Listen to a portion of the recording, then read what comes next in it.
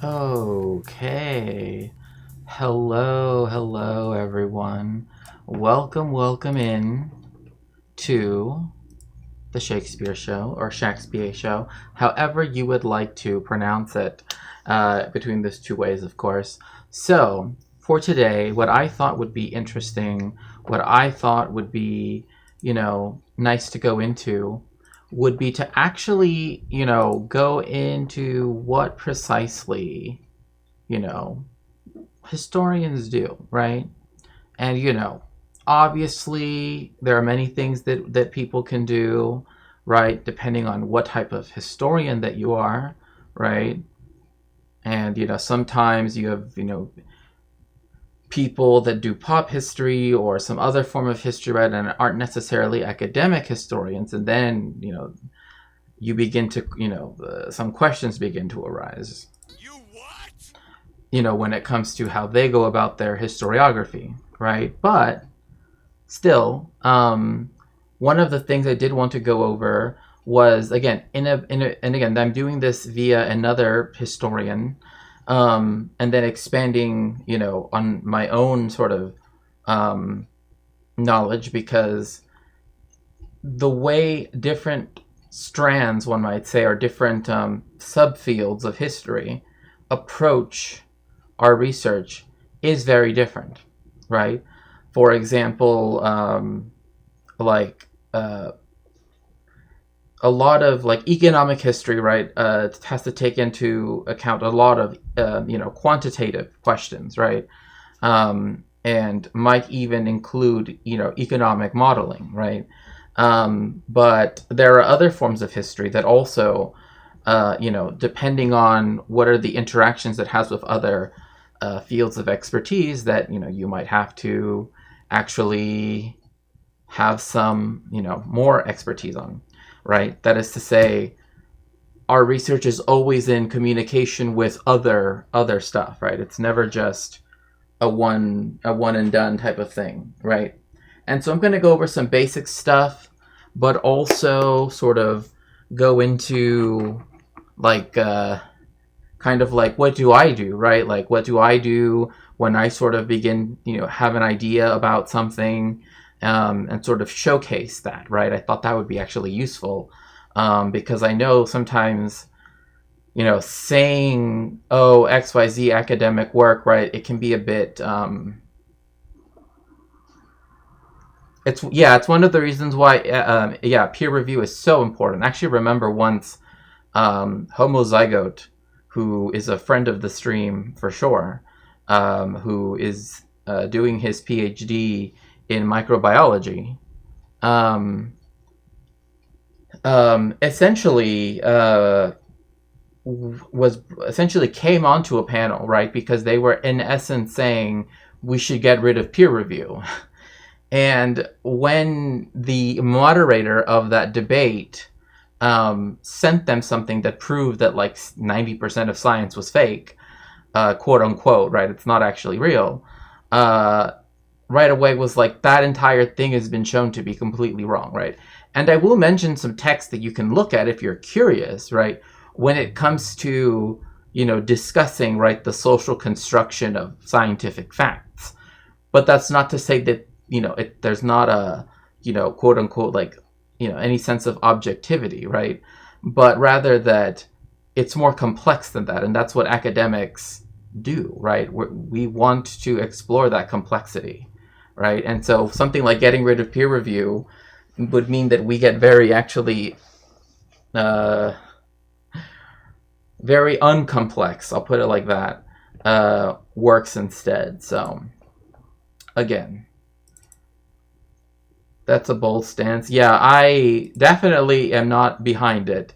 I'm not behind that view. Again, the person that was hosting that had, other creators that I don't really know of myself. I don't know any of the creators that were on that panel. I only knew Homozygote because, again, I've watched his stuff, and he always says hi to me when I raid him and everything, because again, I feel comfortable raiding into other people who are also academics as well, right? So but I mean, that's besides the point, because I will raid as well other people, right? But when it comes to people that have expertise, right, I will always defer anything anything about microbiology to him, or to other people here on, specifically on Twitch, because I can't raid yet on YouTube, right?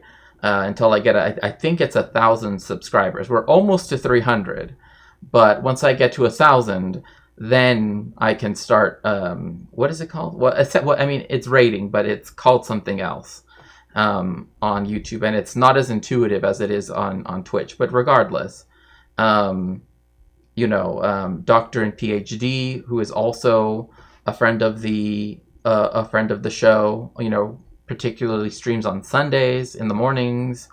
A wonderful person to speak to. It has a home laboratory, which I think is awesome.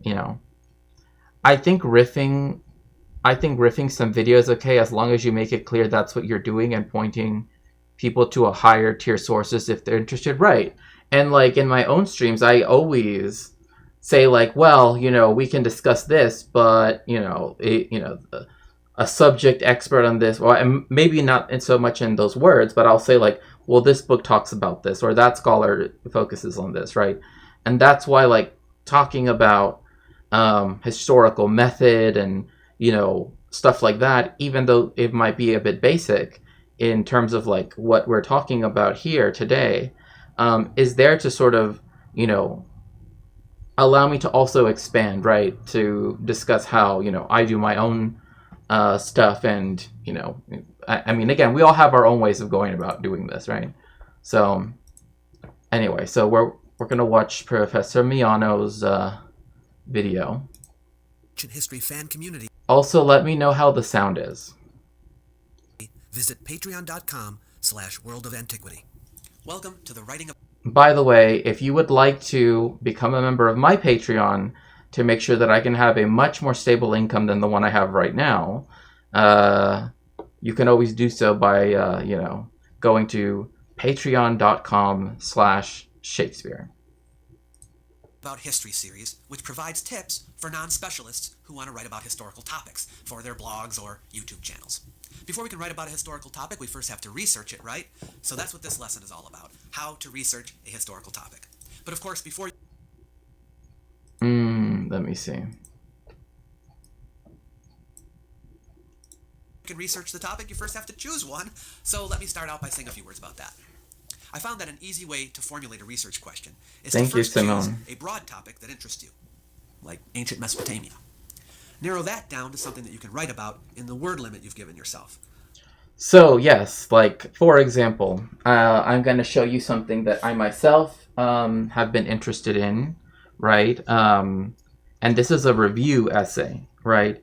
And it's titled Ladino in Print Toward a Comprehensive Bibliography, right? Because one of my areas of expertise is, of course, Jewish history, right? And particularly, right, I'm Sephardic myself.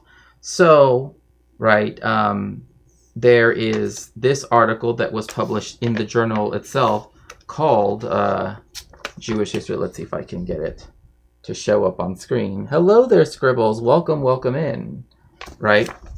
And so you could see this was published in 2002, and the abstract, right, which is what they always have, right? Like whenever you find academic, I know I have to kind of get it closer to the camera. You have the abstract, right? The author's name, right? And so, hello, Scribs. Welcome in on YouTube. It's so nice to see you. So, an important thing is abstracts, right? And the reason why I am bringing this up right now is because sometimes people don't want to read the abstracts, right? And think that they're kind of purposeless, but they're there both for the use of scholars to sort of know what the article is about, but also for cataloging, right? Because sometimes they will even ask for like keywords, right? Like, and so here in this particular essay, by Aviva Ben-Ur, the abstract and I'll just read it really quickly. Ladino literature encompassing some 3,000 titles from the 1540s to present day, and includes genres as varied as biblical texts, rabbinical commentaries, prayer books, novels, dictionaries, plays, and newspapers, has rarely been used as a historical source, right? So again, that is to say that Ladino literature as such, right, which again, typically when you're talking about a historian, we deal with texts, right? Now, what a text is broader than what most people might think it is colloquially. What's been histories, I don't really think there's a way to. I mean, I don't even know what. Perhaps you could reword the question, because that sounds a bit strange to me as a question. Um, um, Nor has any scholar attempted a history of this literature, right? So, right there's already a potential for a future historian, or even myself, right, to say, well, no scholar has ever attempted to write the history of Sephardic literature, right, of Ladino literature, right? Its producers and its consumers, right? So both people that wrote it, but also the people that read it, right? This article argues that the lack of and this is something that is, again, usually at some point in the abstract, you will have the words like, in this article I argue, or this article argues that, right? The lack of historically oriented bibliographies largely accounts for this scholarly neglect, right? So we know the thesis, right? That because there haven't been definitive bibliographies made on the subject, right? Yeah, it's always good to read the abstract. That because there haven't been comprehensive enough bibliographies on this subject, right? Therefore, that is one of the reasons why people trying to write a history of, particular authors or a particular time period of this literature, right, are unable to. And so, and then it goes into what it's doing, what the article does. Surveying major Ladino collections worldwide, the mostly enumerative bibliographies that have been produced since the late 19th century, and historical insights from 3 annotated bibliographies. This study argues that the crafting of annotated bibliographies constitutes in itself a form of historical research, right? So by reading the texts and by constructing an annotated bibliography where you create a summary and you showcase the works that are, in a particular archive, Aviva is arguing that counts as historical research as well, right? Because you are putting in the effort of not only reading the texts, but also opening up the text to further scholarly scrutiny, right? So again, I'll leave that there for now. So that we can go back to what David is saying. But like, you saw how, like, at first we had this huge topic, right? Ladino in print. And now we have something as narrow as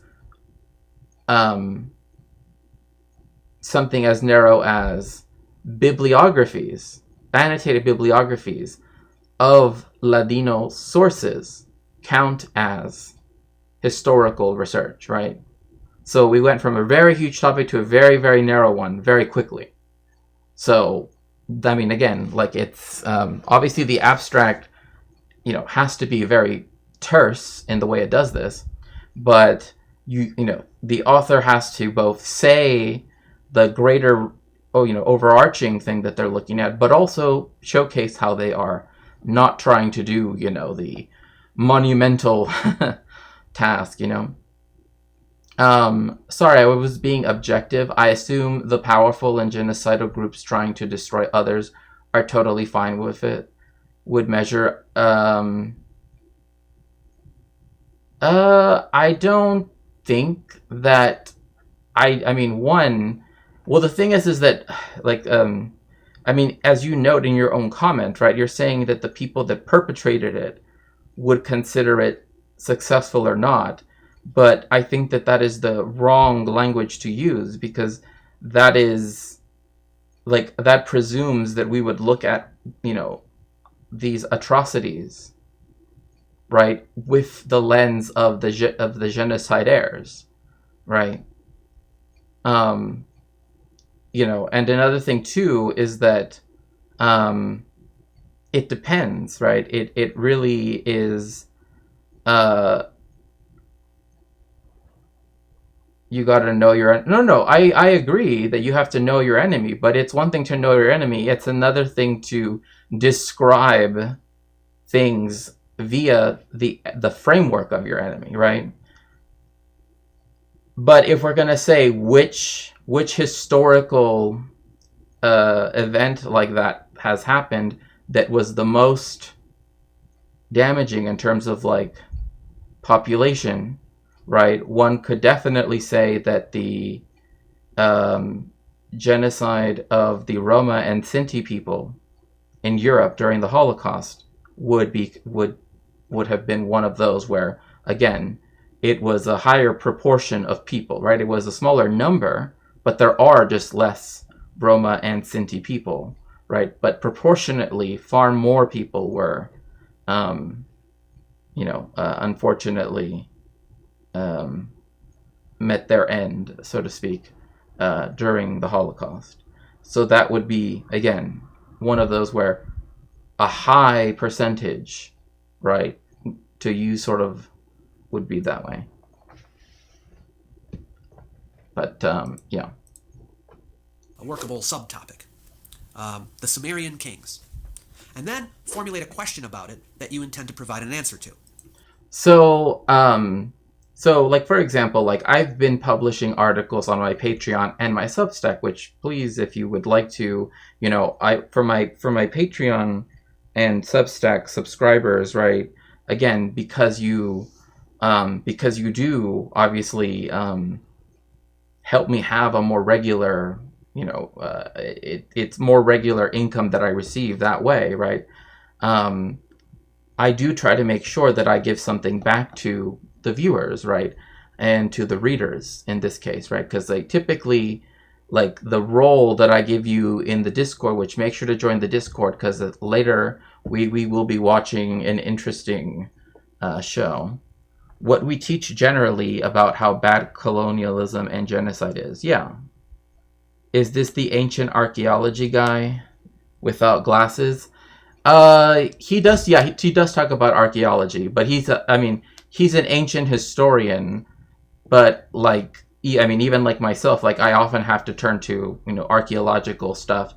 Like earlier, when I began streaming, I went into like how archaeology is done, because there are, in fact, I actually saw a listing of essentially they wanted someone to be an archaeological assistant, right? Like a citizen scientist, right? And so like that is still something that I encourage people to do if they're interested, right? Because you learn a lot. You're surrounded by people who have dedicated their lives to learning about the multivaried cultures that are around you, and even if they are not necessarily still with us, so to speak, you can still engage with the history spanning centuries, right? Yes, yeah, he does debunk that. Yeah, like I said, I know of one. If you're ever interested in anything, like, again, I obviously can never give personalized advice because I don't know you necessarily personally, and I wouldn't want to ever cross that line. But if you have any questions generally about like stuff like that, I am more than happy to help.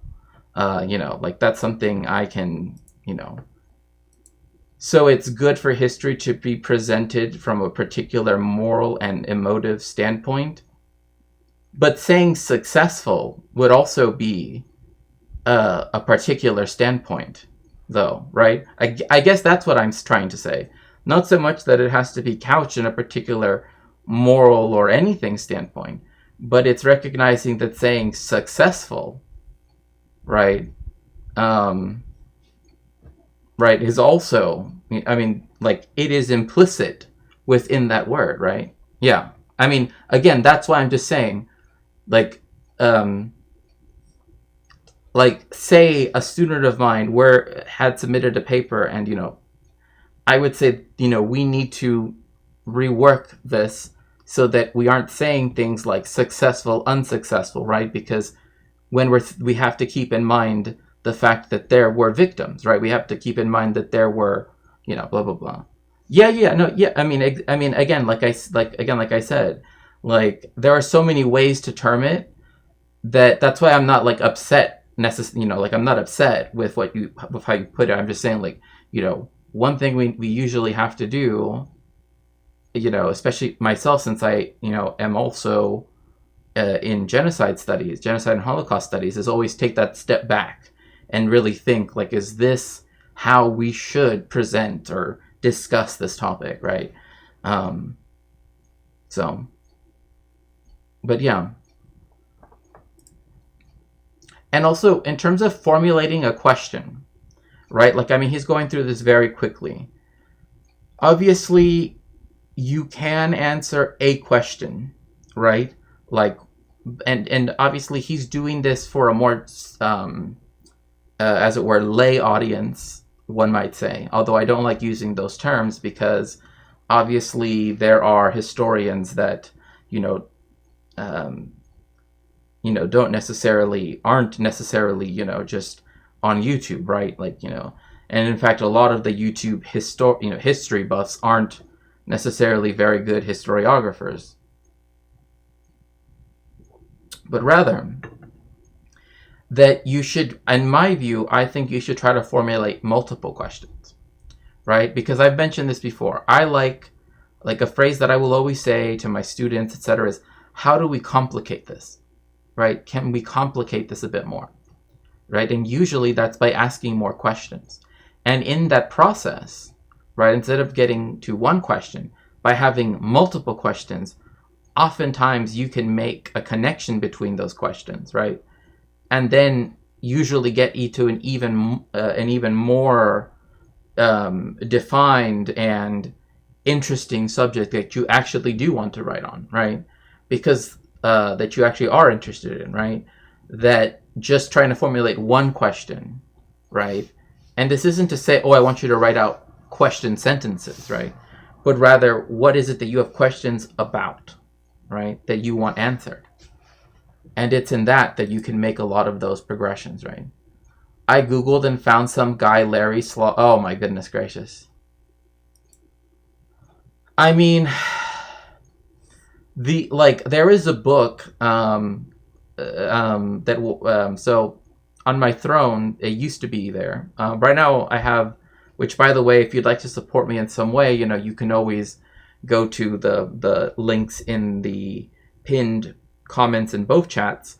But if you go to throne in particular, a text that was once there was Genocide: A World History. And it is a book that is newer, and I've been meaning to read it because, I mean, I have read the academic, text. Like, I'm trying to think because of of an example, like Adam Jones's Genocide, a comprehensive introduction, as well as others, right? Like colonialism and genocide, etc., etc., right? Like, that are also kind of standard if you're going to be if this is going to be your field of expertise or one of your fields of expertise. As genocide and Holocaust studies is something that people do, but it's not, as it were, its own independent discipline, right? Like, you don't just do that, right? People are historians that do that as well, but there are literary scholars that do it. There are theologians that do it, right, etc. So, so again, right, like, we have a whole, if history is interpreted in a culturally subjective way, maybe we have to define the culture standpoint framework within which to interpret it first before presenting the actual history. Mm, well, I'm wondering what you mean by that, because then that makes it seem like we have to present it by saying, we're going to talk about this subject, but first we have to preface it by these presuppositions that you have to understand prior to reading, right? And I mean, again, like, this is where I think the academic sort of discussion about the question of what is objectivity, right? Well, I mean, in a way, you're kind of preempting my discussion of Bruno Latour's book, right? Um, which is Laboratory Life, right? On the social construction of scientific facts, right? Where he does a sociological approach to look at the nature of science and of the laboratory in particular, right? And showing how, like, the idea of facts themselves aren't like what is objective is a, and again, I'm saying this in a way that is connected to that book, but also connected to other ways of thinking through this. What is object, right? Sort of like Isabel Stengels, who is a Belgian philosopher of science, right?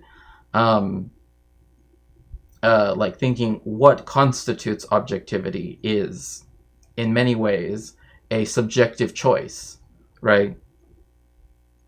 Again, I'm narrowing that down so much that even as I say that, I'm like, there's so much more that needs to be said before because then that sounds like I'm saying it's all relative, it's all blah blah blah, and that's not what I'm trying to get at. It's more that um, that quite the opposite, right? You're saying we would have to present the history with all these presuppositions because of all of these one might say like unscientific factors, but also from the other side you would also have to uh, frame and be conscious of the fact that there is also an interaction vis-a-vis the sciences, right? um yeah, no, I mean, I'm not saying that it's not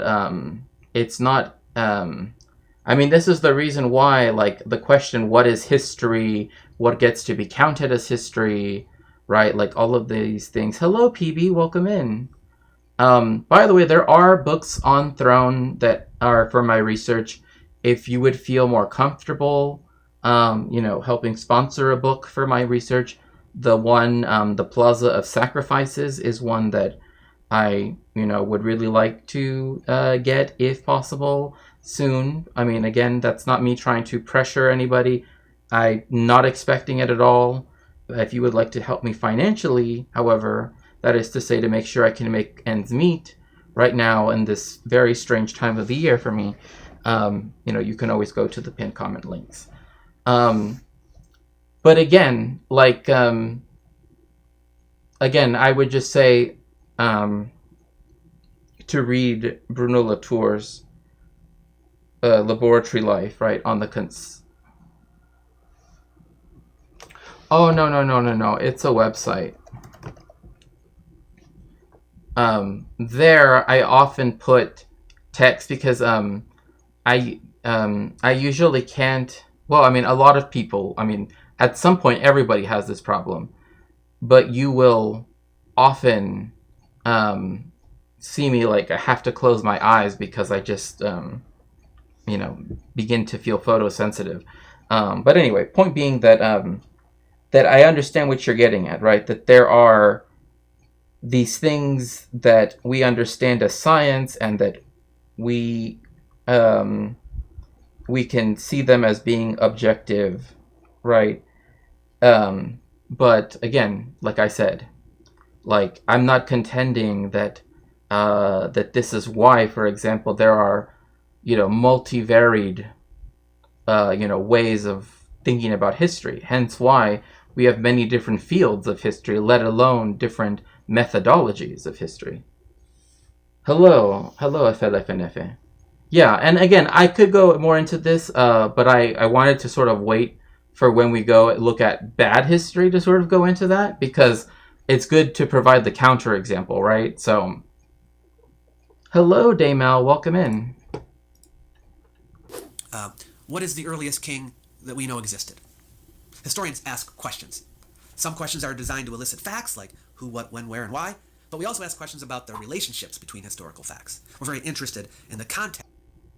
Yeah, so like this is something that I also am very big on, foregrounding, is that there is obviously a context with everything, right? And in fact, back in the day when I would talk about archaeology, I would always say, like one of the most important things for any archaeological dig, right, for any when it comes to its stratigraphy, when it comes to everything, is to not move or touch so as to harm or cause damage to the context, right? Because things exist within them, right? Things exist within a context. And so too, right, like there are people who sort of like kind of like this obsession that now people that like the masculinist movement has with like stoic philosophers, to the point where they literally sort of see them as in this very ahistorical way, almost as if they all knew each other, but also begin to read them with modern, like present day values, right? Essentially proving Ralph Trujillo correct, but in a weird way. But that is to say that the past is created by us remembering it, right? But anyway, that's neither here nor there. But the point being that the point being that again, like the way in which stuff is presented to us, right? We can see, right, that context is missing. Like Marcus Aurelius, right?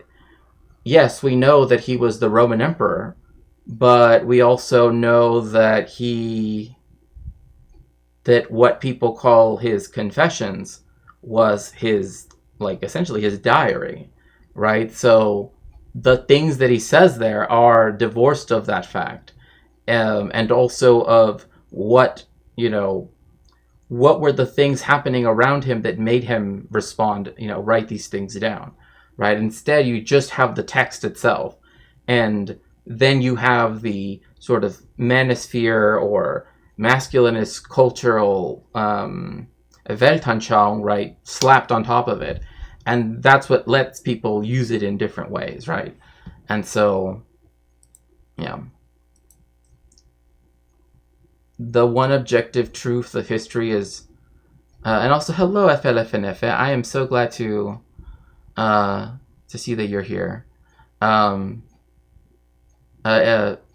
yeah, and that's what I'm trying to say. Like, that I understand that like a more hermeneutical approach is not necessarily like,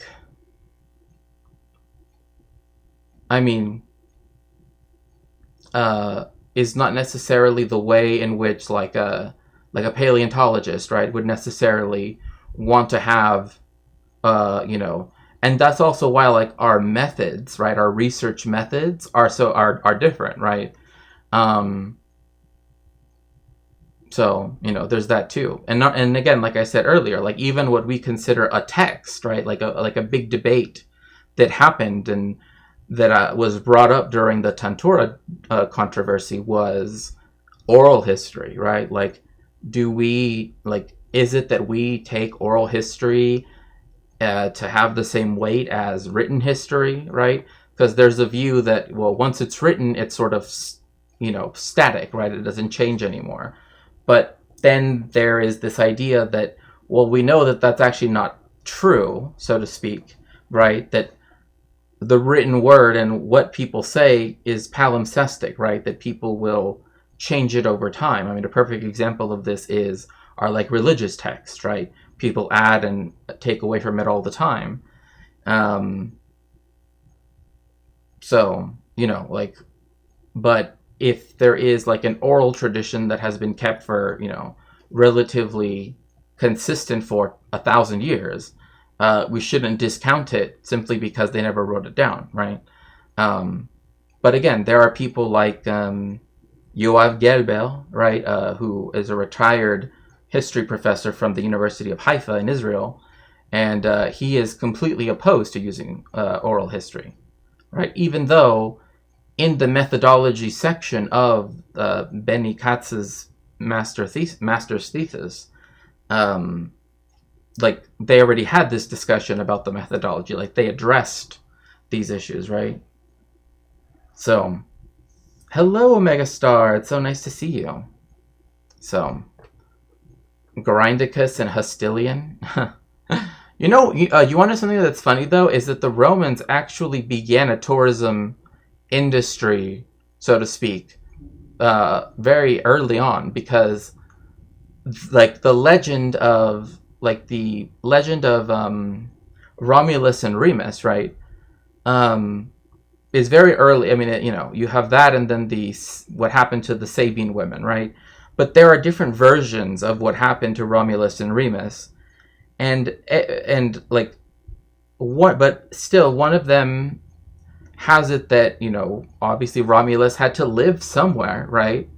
And so the Romans at one point built like a little hut, right? And said like, oh, this is where Romulus lived, right? And when people would visit, they would go see, you know, quote unquote, Romulus's house, but it wasn't actually, you know, Romulus wasn't a real person, so, you know. In which events of the past occurred. We also ask questions about the causes of events. We ask questions about continuity and change. As new questions are raised, we can go back to the sources that we've been looking at for generations and look at them in new ways. In planning your research, consider. And yes, like the continuity and change aspect, that is huge for something like, for example, when we're talking about like Latin America, for, you know, again, one of my areas of expertise is Latin American history.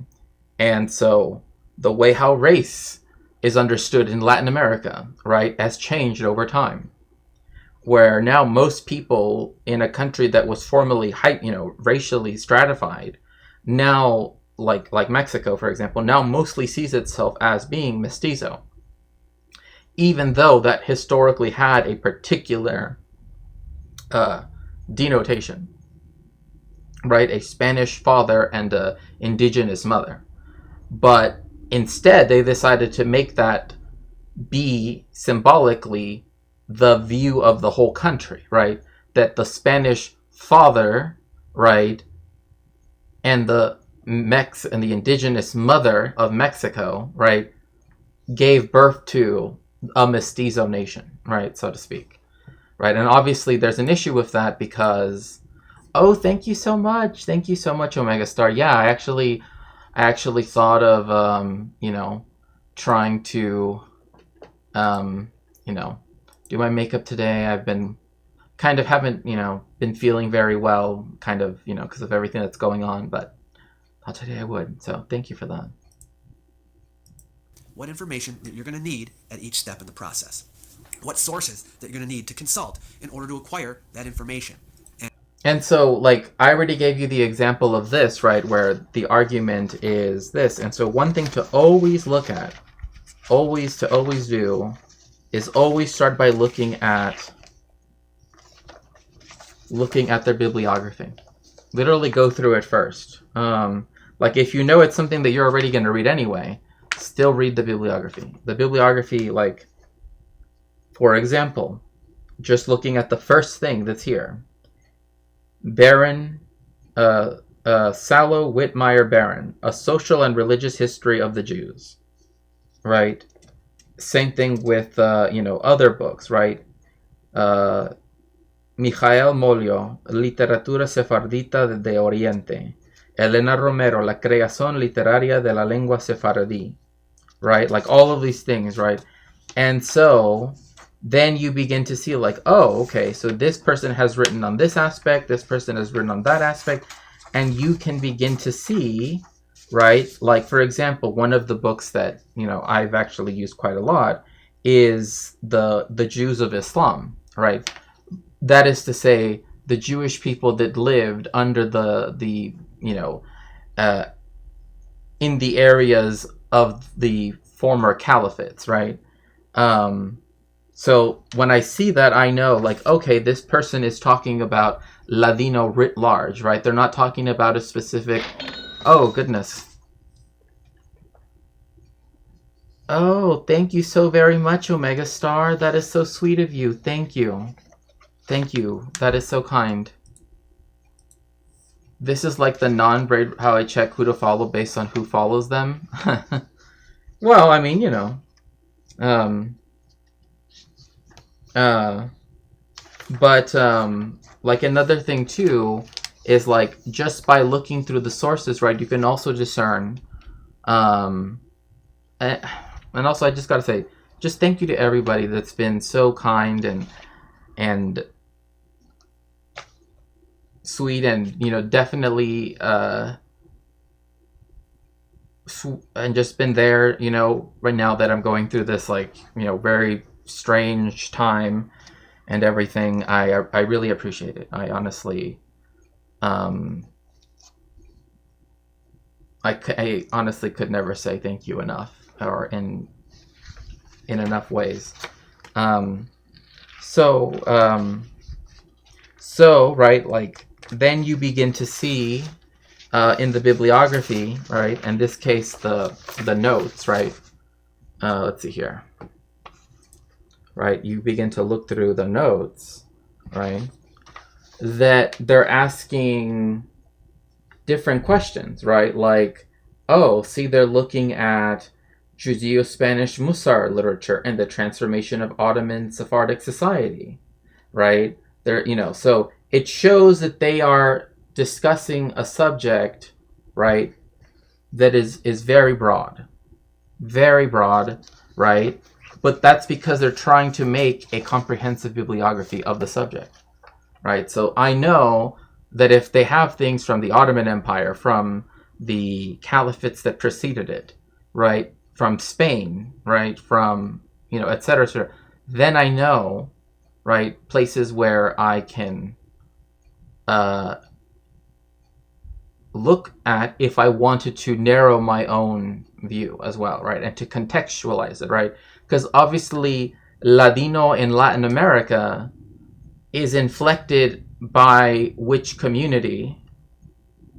Oh, thank you so much, PB. That is very sweet of you to say. Is still inflected with some of the things that over time Ladino picked up, right? Even within the Spanish Empire, like the way how you say grandparents typically, even in in the Western Sephardic tradition, which includes Latin America, is nonno and nonna, right? Which is grandfather and grandmother, but it comes from Italian, and that's because when the Spanish Habsburgs, right, they had they had the kingdom of Sicily and the kingdom of Naples under their control, right? They didn't institute the Inquisition there, right? So Jewish people that live there, including I might add, in Italy in general, the very map that Christopher Columbus used, right, on his voyage to quote unquote discover, to go find trade routes going west, actually came from a Jewish map maker that was one of the renowned map makers of his time, but he lived in Italy, right? So because of that, right, you had communities in Venice, right, particularly, that again absorbed a lot of this language. In fact, it's Venice that we get the word ghetto from, right?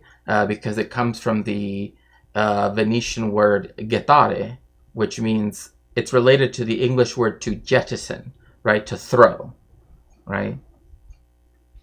And yes, do make sure to like and subscribe if you are on YouTube, and make sure to if you would like to help me in some way, you can always do so either by doing so via the pinned comment, going to one of those ways, or you could always do so also by some other manner, including on Twitch. I have a tip page if you have to use PayPal, for example. Where you can find these sources. More than any other material, historians study documents. They must gather together as much relevant information on the topic as possible. The most valuable documents that can be examined in order to establish the historicity of a person or event are primary sources. These are So, yeah, like more than anything else, like the difference between a historian and, say, like, I mean, this is the reason why, again, like, a lot of times historians depend on other experts, right? In this case, paleontologists or archaeologists, right? Or many other, experts, right? Who then, right, for example, will write about a subject, right? And, one, give us information for it, but also, right, like when it comes to things which are, that are, not,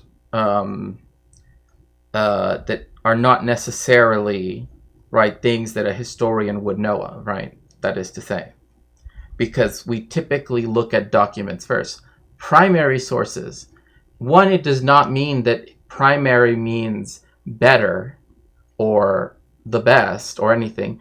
It only means that it is the source, right, that exists in the time period that is in the time period that we're looking at, right? And is written by the person we're looking at, right? Or written about the person that we're looking at, right?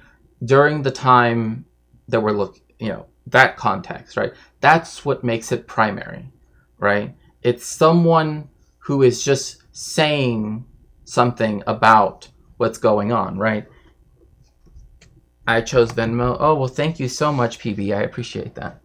And so this means that, like, for example, and this is the thing too, like when people study when people do like history of, for example, when it comes to Jewish history, let's say they want to do the history of a particular rabbi, right? Well, they know that the rabbi wrote a Musar text, right? A book on Jewish ethics.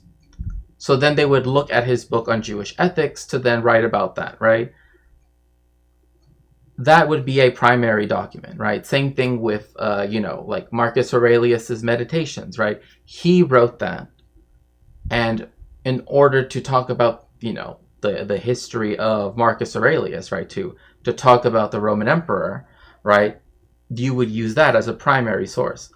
Typically, especially if you're just starting out, you don't use a lot of primary sources, and especially if you're not doing this in a necessarily academic setting, you usually want to stick to one or two max, because you're not necessarily writing a 35, that's more graduate school, but you're not necessarily writing a 10-page essay on the history of the earliest Sumerian kings, right?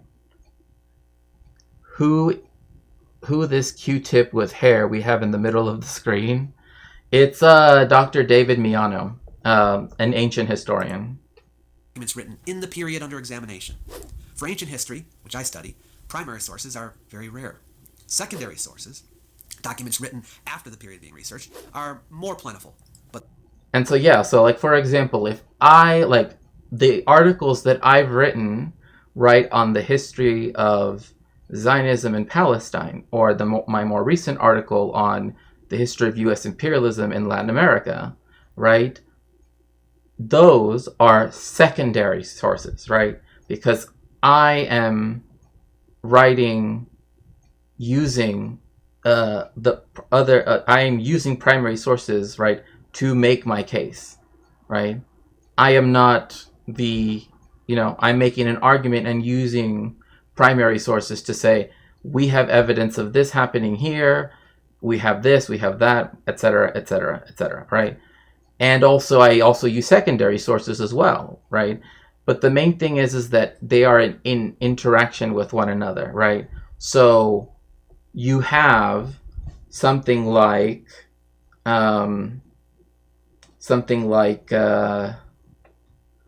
this book right here, right? By Kelly Little Hernandez, right? So you have, let me see if I can quickly, it's Miano. So we have this book here, right? It's called Migra, right? a history of the U.S. Border Patrol, right? So this is a secondary text, right?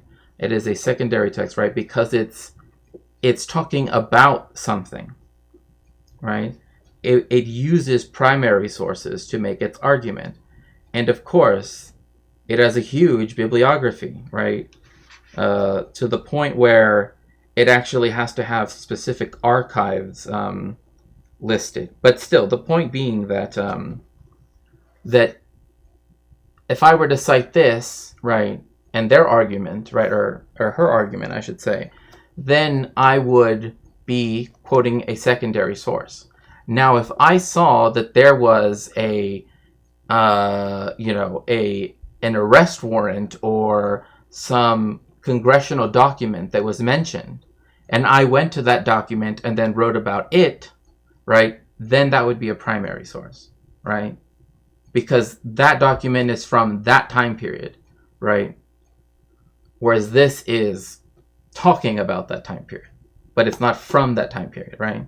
So that's the major distinction here to keep in mind. And there will always be more secondary sources than primary sources. And that's just because, again, there are more people now, and there are more, history as a discipline has become more formalized now, right, than it was before, right? So you have that too. They're less reliable, though still to some extent valuable. So before a historian can even begin to evaluate any subject, the first task is to collect sources, any and all, that may be of use.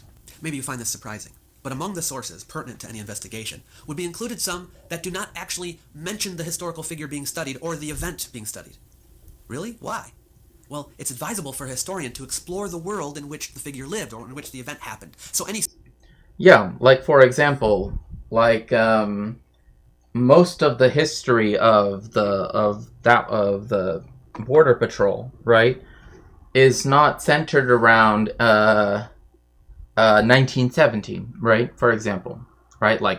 One of the things I'm most interested is the year 1917 and the Bath riots, as they were known, right? Something I've talked about on stream, right?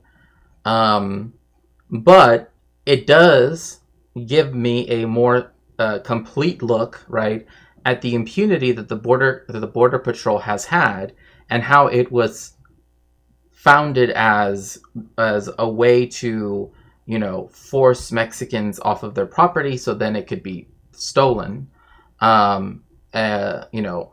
as a way to, arrest workers that tried to, for example, there's one story of, there's one account in the Decade of Betrayal, right? So that's a secondary source, but it includes primary sources within it, right? Particularly testimonies, letters, etc.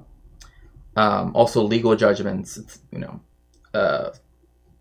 after each chapter, of the fact that at one point you had migrant workers that actually tried to stand up for their rights as workers.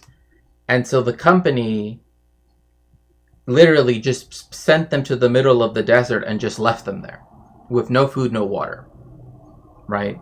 And so, if I were to talk about events like that have occurred in the past, right, and I were to, look into where that's described, right, that would be a primary source. But if I were to say, oh, Valderrama and Ramirez, right,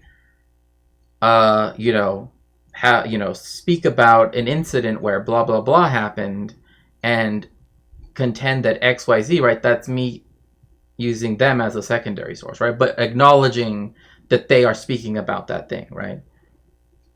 International relations using Thucydides as a strict primary source. Oh my god, do they actually do that? Can you actually do that in IR?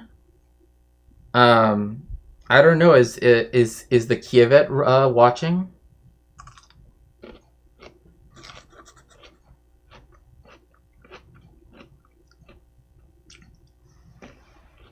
Because that's just why would you okay.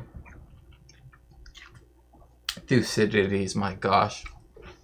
It's like It's like hanging out with Richard David Hansen all over again. Pardon me, Victor David Hansen, not Richard.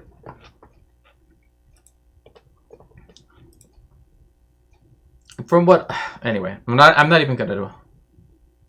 Oh, I got these from the community garden. I got these Persian cucumbers, and I got some chile, salt, and some other like spicy stuff and such. And I'm just eating the pepinos, the cucumbers. Sources that would shed light on that world would be of value. We can learn about a historical figure by having better knowledge of what life was like at that time and place. What did people eat and drink? What did they wear? What were their homes like? What were their occupations and customs? What were the political, economic, cultural, and social situations on...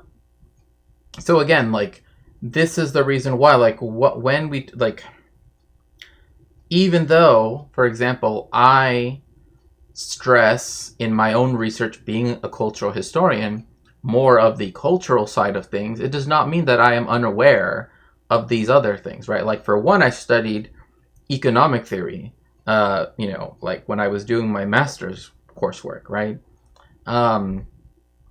And so, like, in terms of, like, tax-backed securities of, the Kingdom of Naples and the, early modern period or whatever, blah, blah, blah, I definitely, can speak to things like that, right? But again, that's because I was exploring the fact that, like, why is it, right, that we have, for example, Jewish people, right, being the ones that go from Mexico and take tomatoes, right,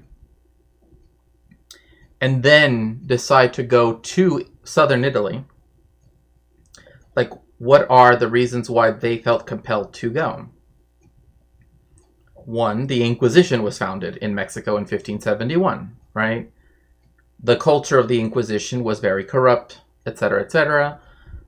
There were more and more autos de fe as time went on, culminating in the Great Auto de Fe, as it was often called, in 1649. But of course, I'm talking about the Habsburg period in particular, because they didn't have, because the Kingdom of Naples was a kingdom, it was not subjected to something that a colony was subjected to, right? So there were Jewish merchants in particular, but also just, people, but yes, there were merchants, that they essentially brought the tomato to Italy, to southern Italy, right? And, in the course of that, because they were not necessarily going to be persecuted by the Inquisition anymore, that allowed for their, new plant that they had, right, to catch on, for example. Yes. Oh, I love pepinos. Like, again, they're from I literally just had them picked off out of the community garden here, so. Under which that person lived. These sources should be taken seriously, not just as providing background, but as actual witnesses of that time and place. Even more important, naturally, would be the sources that refer specifically to the figure being researched or the event. These documents may contain both factual and non-factual information. Right, and this is the thing where one of the things that you also have to be careful when dealing with primary sources, particularly dealing with, especially, is how is it that you can determine, right, what is real, right, what is fact from fiction, right? And this is where some people want to fall into the trap of euhemerism, right, which is the belief that myths must be, as it were, telling a historical truth of some sort, right? That, like, if there's a myth about a dragon that does this, therefore, or maybe not a dragon, right? Like, if there's the myth of this, superhuman being, right, that just kind of, like, can do all blah, blah, blah, it must be talking about, it must have started off with someone that did, whatever, right? And it's like, that's where you begin to fall into euhemerism, right? Where you begin to take myth, right, and try to make it seem as though it is depicting history, right? And a lot of people fall into this because, again, like with pop history, right, and with a lot of like history buffs on YouTube, they don't mind falling into euhemerism because they don't see it as necessarily as big of an issue, right? But like, we know, for example, like if I can give you a literal example, that is to say of something that has been disproven, right? The figure of David and Solomon, right? David HaMelech ve Shlomo HaMelech, right? Of the Jewish Bible. There was never a united kingdom of Israel, right? So, and we know this because of Israel Finkelstein's book, The Bible Unearthed, right? He did the excavations and the archaeology. He's a biblical archaeologist, right? And like, we know that like the Exodus didn't happen, right? It doesn't mean that there at one point was a large movement of people, right? Like, a story can just be a story. You know what I mean? And so, because we know there was never a united kingdom, doesn't mean that, there must have been something that made people think there was one, right? Like, that doesn't make any sense, right? So, the Petersonian approach, right? Exactly. So again, that's just like one of those things that people have to keep in mind is myth does not equal history as such, right? It doesn't mean that it's the same thing where people try to say, well, every culture has this similar myth, therefore they must exist. Like, obviously that doesn't make sense, right? But you'd be surprised how many people do try to argue that, particularly the people that think that all pyramids in the world are all large, stone structures are all, secret power plants. Some of them may even be complete fiction, but let's not get ahead of ourselves. They should be placed on the pile and rigorously organized and examined along with the others. After we gather all pertinent documents, the next step is assessment. If sources always told the truth, historians could simply take every witness at their word and no assessment would be necessary. What a boring job that would be. But sources can often deceive, intentionally or not, and sources can contradict one another. So what weight should we give each of these sources? For that, historians have a method that they follow. First, they must evaluate each source to get a general idea of the source's trustworthiness. Here are some guidelines for evaluating a primary source. 1. Determine the basis on which you can be certain the... Hold up. I wish... blame the English powers. What interests me is not necessarily history as such, but our anthropology, right? And like, that's the reason why, like, I often tell people, like, the reason why a good, like depending on what era of history, right, that you might be interested in, right? And again, I understand you said you prefer anthropology, but bear with me. That it is oftentimes by examining, right, some historical thing, right, some historical aspect, whatever, that's where a lot of anthropologists' questions were born from, so to speak, right? And that's also why, again, historians use as secondary sources the work of anthropologists, right? So, like, for example, if I'm discussing, specific aspects of indigenous peoples in Mexico, obviously, to talk about them in a historical context, I have to consult with anthropological sources, right? Particularly cultural anthropological sources, right? So that's where you begin to see, right, that like intermingling of the different disciplines. So that's why I always say, like, go to the bibliography, look at where there are, anthropologists, right, stuff, and then same thing. If you were to look at anthropologist, articles in a journal or in a book, you'll see historians there, right, because they interlock, right? For sure. Yeah. I'm from. Oh, hello there, Mordant Inky Cap. It's so nice to see you. Welcome in. So, source is genuine. Ascertain the manner of the document's preservation in order to determine its authenticity and quality of preservation. Number 2, if possible, get to know the author. What is the author?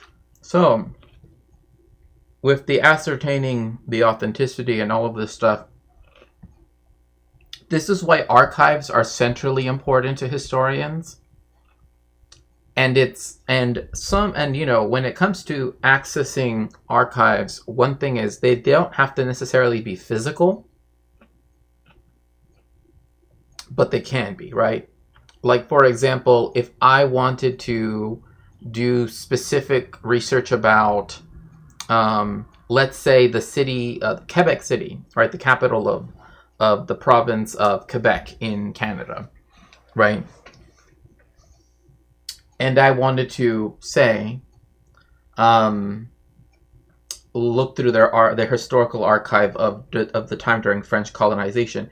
It wouldn't seem strange to me if a lot of it was not digitized.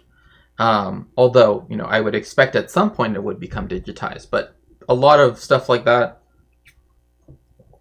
isn't necessarily as easily digitized as one might imagine. Like, for example, I've once researched and written about, stuff concerning the Philippines, right? Spanish colonialism in the Philippines, right?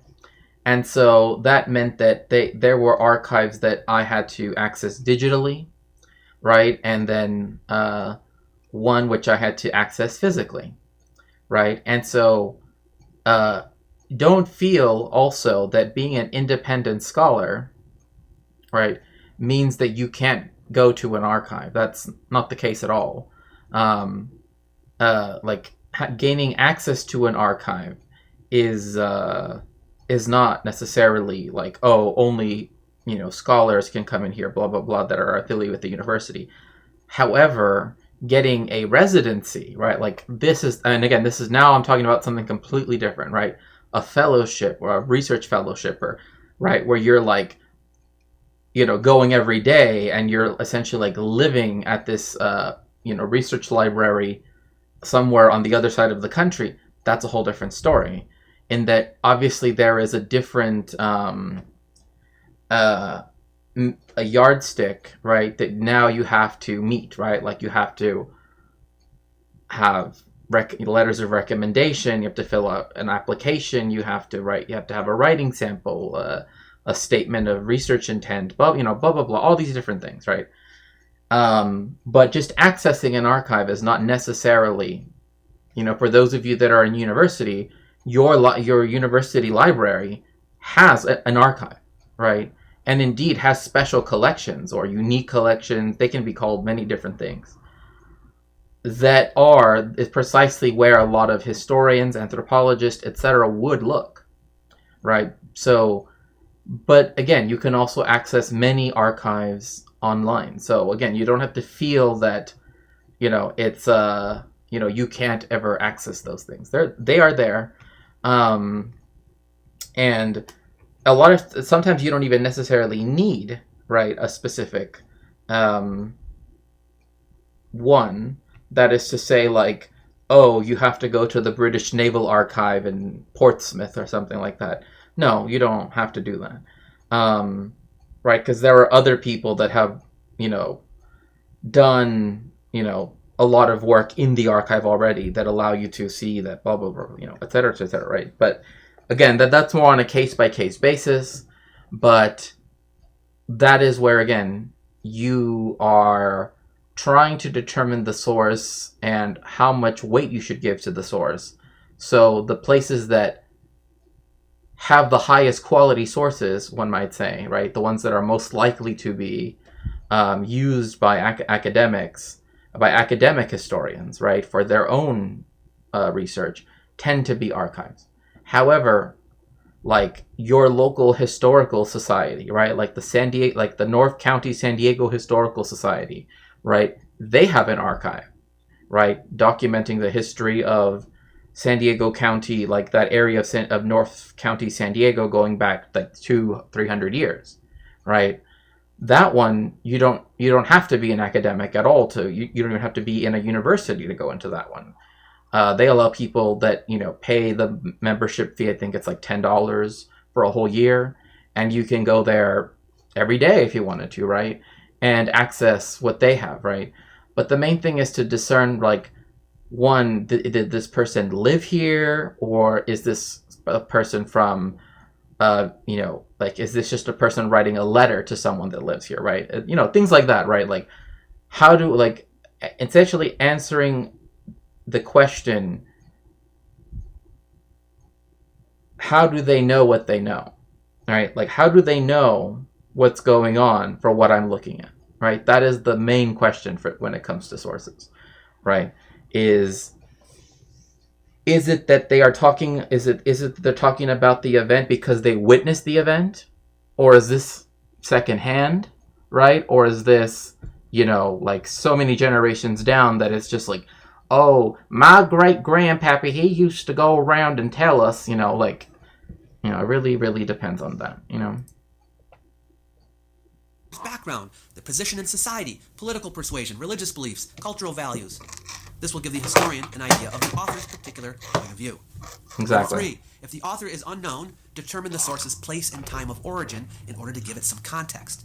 Is this an This is exactly what I said like a second ago. eyewitness account, or is it second-hand, third-hand, or even further removed? Number 4, determine the purpose of the document. For whom? Yes, the purpose of the document is something I always stress. Why was this document written?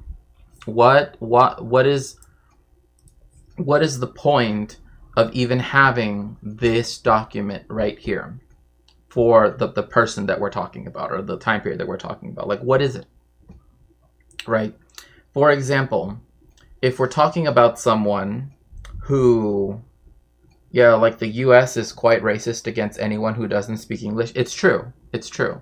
In California, at one point they voted, this was a long time ago obviously, to ban the idea of bilingual education, right? The idea that people could learn in their in both languages. And they also made it so that they could, and they also had it as a policy because of course it is still okay in many states, technically speaking, to discipline children physically, right? Like, I know people who have told me, and that have examples and everything of what would happen. And again, this has been corroborated by other by historians, right? That they would be physically harmed, right, for the crime of speaking Spanish, right?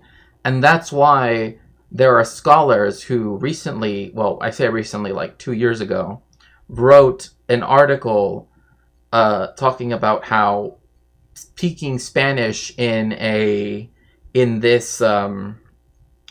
like the southwestern United States, right, and not being willing to give up your Mexican heritage and etc. blah blah blah, like, I mean, many different things, but the main thing was language, right? That it itself could be an act of resistance, right? Because of the fact that, again, historically speaking, the schooling system, and this is, if you want to read more about this, Mario T. Garcia's book, Literature as History, talks about this, where we have the physical evidence, right, the written documents that say that, in essence, right, like, if I were to say this using the language of like Raphael Lemkin or something, right, it would essentially be cultural genocide, right, in one sense. But then I know when I say genocide, I know people think that involves murder, that involves blah blah blah. So, but it was indeed to get rid of people's Mexicanness, right? It was to anglicize them, right? To make them be like Anglo-Americans. And that included getting rid of their usage of Spanish completely. right? So, yeah, the crime of speaking Spanish. It's the reason why, like, I've often thought about, like, streaming, like, one day of the week in Spanish or something, just to kind of, but then I also know that, a lot of people don't necessarily, although I'm in Texas, so honestly don't see a lot of that here. Most of us know a little Spanish ourselves. Yeah, and what's interesting too is the fact that, like, again, like, because South Texas, right, has always been the part that has been the most densely populated and, proportionately speaking, highest density of Mexican people. Historically, that is to say, like, since even before 1848, right? Um, it has meant that the accent that has, right, the way of speaking in that part of Texas is actually sounds uh, like even white people, so to speak, right?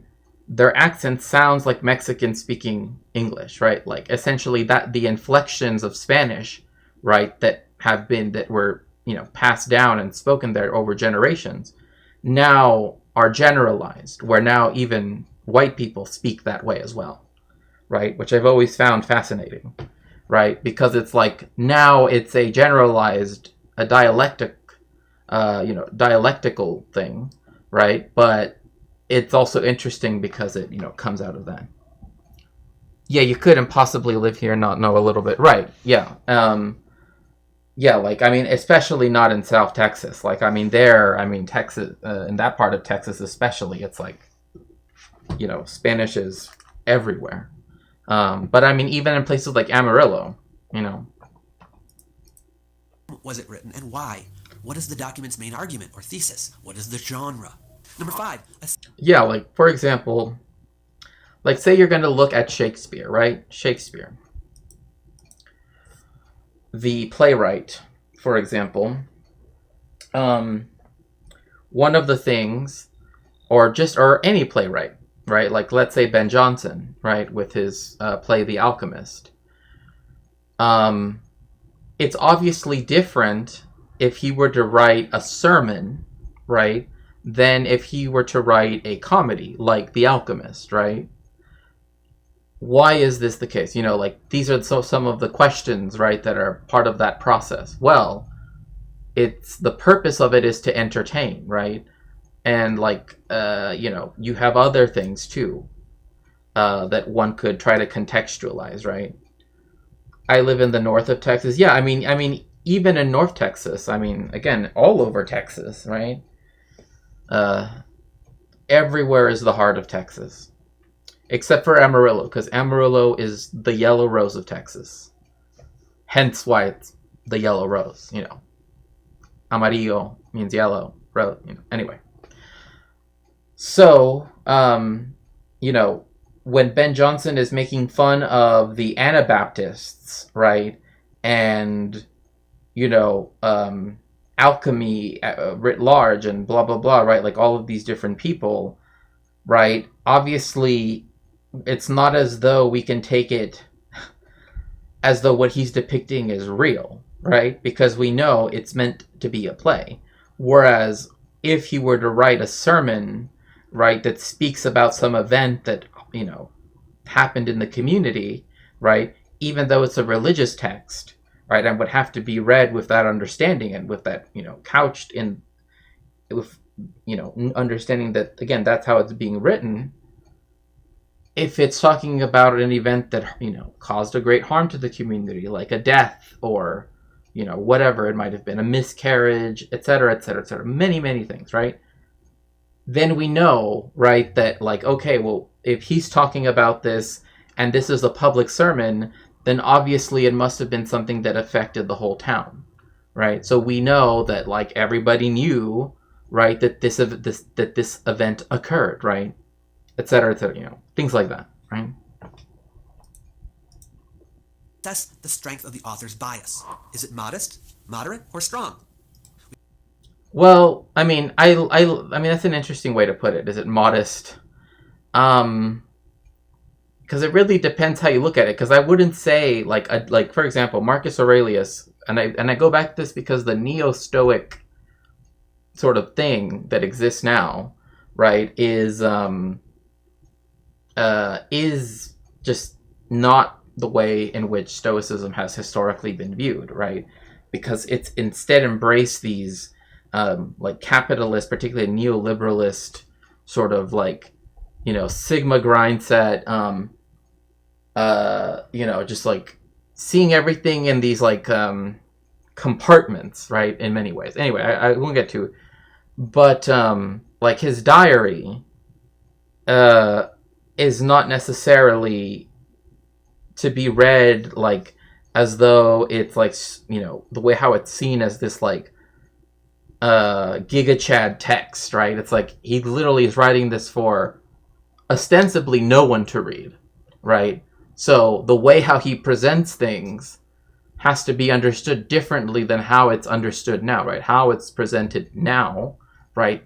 How its audience, how like, and that's another thing too, like that David hasn't, probably will mention in a bit, but also like how that text, if it was like something disseminated through to the public, right? What has been the history of its reception, right, in history? Like, for example, I will just use Shakespeare as an example. At the time, Shakespeare was not seen as high art, right? It wasn't until the 19th century, really, well, the late 18th century as well, but really the 19th century, where Shakespeare became, right, like a national, he became a national sort of important figure of Britain, right? One of the foundational figures of Britain. And that's where you begin to see like the tales from Shakespeare. That's where you begin to see the Royal Shakespeare Company, right? That's where you begin to see the pilgrimages to Stratford upon Avon, the building of the Royal Shakespeare Company Theatre, right? Et cetera, et cetera, et cetera, right? Whereas, again, in his own time, before he passed in 1616, he was not seen as, the greatest English language poet to ever live, as some people definitely viewed him in the 19th century, but rather, again, someone who was, like the area that the Globe Theatre, right, the original Globe Theatre, not the one that exists now. The one that exists now is a replica, right? Because the original Globe Theatre actually burned down because, from what I understand, a cannon was shot and it lit the roof, and literally the roof was on fire, and that was the end of the Globe Theatre. But anyway, now there's a new one, and it's less flammable, but just as uncomfortable. But for £5, which is quite inexpensive considering how expensive Britain is, you can stand to watch the plays. Just know Hamlet is the longest play, right? Like it can last up to, like, if you were to play out the whole, like, the thing about plays is that like they can be very long written wise, but usually like when they're produced they're taken out, right? Like different parts and stuff, scenes are taken out. That's why we know that Macbeth, right, which is the shortest of the tragedies, right? And if you have to choose between Hamlet and Macbeth, you might want to choose Macbeth, because again, if you have to stand for that long, just know Macbeth is shorter. But that's why we know that the version of Macbeth that has remained with us to this day is a performance version, not the full version. So there are parts of Macbeth that we know are supposed to have added scenes to them, right? That like some of the banter between the people like guarding the gate, or whatever, like the weird sisters, right? Like a lot of that, there isn't a, well, anyway, like I said, we know that the copy that has come down to us was a copy that was just of what it was going to be performed as, not the entire play, right? So there's things like that. Don't worry, I watched A few hours away, not bad at all. Wait. I'm in the Panhandle. Oh, okay. So basically, starting to recognize him when they needed national figure to create a narrative around. Yeah, he was one of the figures, right? Like the Duke of Wellington, right? Because if you go to Trafalgar Square, right? No, pardon me, not the Duke of Wellington. Admiral Nelson, right? The Duke of Wellington was another one who literally his address is #1 London, for example. Blah blah blah. May I ask how it was with Cervantes if it isn't too off topic? It actually isn't, because actually Cervantes and Shakespeare died on the same day in 1616. So, which is why it's International Book Day, because you have the two, big figures of the two, two big languages, right? With Cervantes, it's interesting because he did have a lot of success, sort of up front, and his entremeses, which is something that so we have in Mexico el Festival Cervantino, right? Often it's called El Cervantino every year, right? And it's held in a city that, because of its topography and the way how it's shaped, didn't get to be designed in the way how Spain began to design cities in the colonies, right? Like based off of a slightly for example, when Spain would design its cities in the colonies, it would never have them point directly north. It would always have them slightly off north. With the city of Guanajuato, where they have the Cervantino, right, it essentially is built more like a typical European city, so to speak, because they couldn't do it, right? It's in a very small valley, and it's too many hills, and et cetera, right? So, anyway, there they perform the entremeses, right? The kind of like interludes, one might say, to that he would write, and so he had a slightly different reception in his own time, right? Particularly because Don Quixote de la Mancha, right, did do very well in its own time, right? It became even more successful afterwards, but he had success. It had sort of waned a little bit by the time he was reaching his old age, but he was able to still write a lot of plays, right? And that's the thing. It's funny, like we know him for the novel, right? Which some people contend is not the first novel, right? Like there is this historical this is where literary scholars and literary historians, etc., blah blah blah, right? Like where the contention of when does the novel begin, right? Like when do we start having novels, right? And a large group of people often will say Don Quixote de la Mancha, right? So anyway, with Cervantes, he did enjoy a lot of success in his own time, but again, the novel was considered, right, novel, right? In fact, Spanish and English are the only two, as far as I can remember, two European languages that actually call novels. Novela, right, in Spanish, and English novel, right? Like, that are the national languages of countries. Everywhere else, it's roman, right? Or romano, right? Like a romance, right? And so, which is derived from that, right? It being a romance, right? Le roman de la rose, right? Like in French, roman. Hello. Oh, it's so good to see you, Marcelo. Welcome in. What was the reason behind that? Behind what?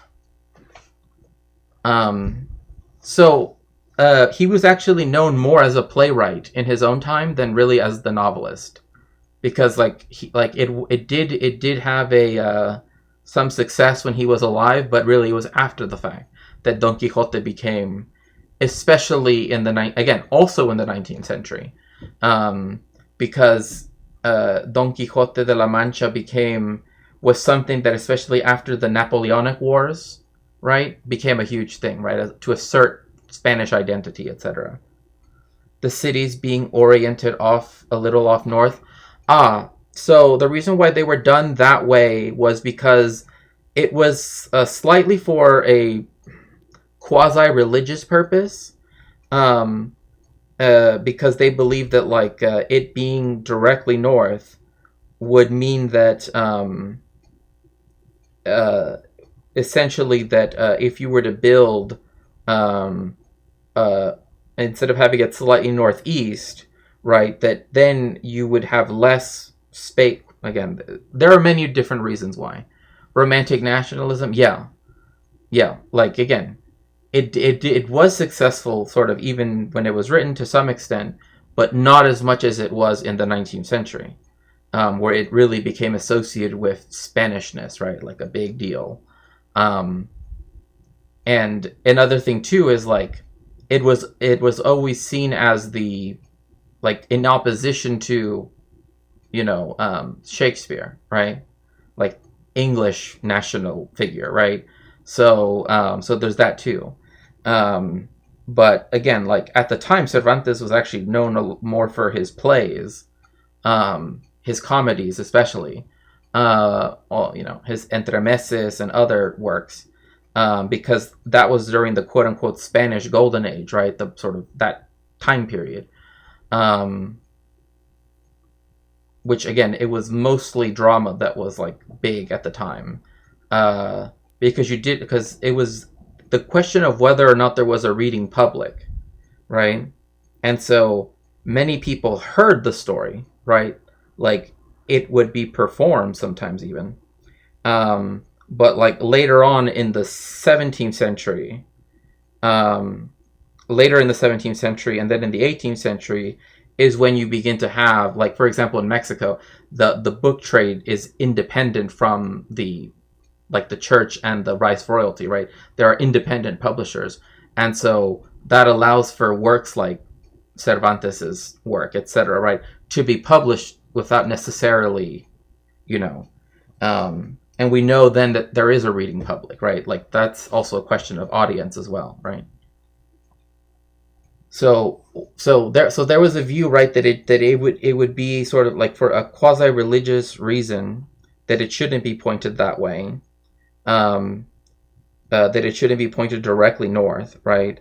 Another thing too was that the way how they viewed it, it also meant that it's more defensible that way, as opposed to it being a complete square if it's slightly off, right? Then you can like build, like if you build a wall around it, right? It always gives you a space for a citadel, right? That's another view again, but it's multiple things, you know. You have to be careful when using the work of an author who uses strong language against people who disagree or who ignores the perspectives of others. An artifact can be considered a primary source. Technically, it might not be a document, although some artifacts are, but even one with no writing on it can teach us something because it comes from the time being considered. Here are some questions you could ask about an artifact. When and where was the artifact made? And Yeah, like this is again, like for example, um, we know that a lot of the Sephardic Jewish people that were living as crypto Jews or secret Jews, right, um, in Latin America, right, when it was still, colonized by the Spanish, um, we know that they did not have access to a Torah scroll, right? So then that makes us ask a question. So then how did they worship, right? So that is where you would get an artifact that is, I mean, it is technically a written text, but you would have, right, these Bibles, right, that would be written in Spanish, which again wasn't allowed at the time, really, right? Of just the Old Testament, quote unquote, or the Jewish Bible, right? And there were priests that would sell it to them, right? So it was dangerous, right?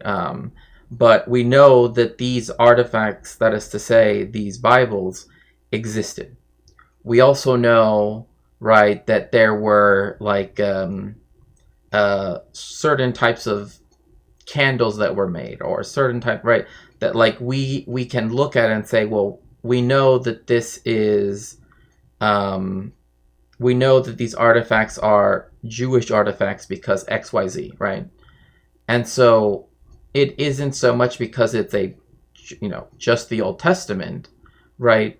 But because of the fact that the way it's separated, right? Like eventually, if they get their own printing press, for example, if they divide it out in the different Torah portions, for example, if they divide them out like that, then we know, right? Like that is a physical sign of it being a Jewish Bible, right? And so, um, same thing with like if we know of a place that we use for religious worship that has no iconography, right? That has no iconography, that has an Aron Kodesh, right? Which is typically like a cabinet, one might call it that, right?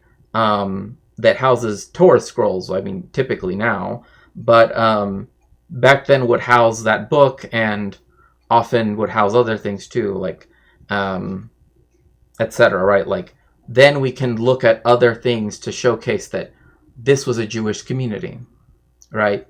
We know because of this, right? Like we can look at the artifacts and ascertain that, right?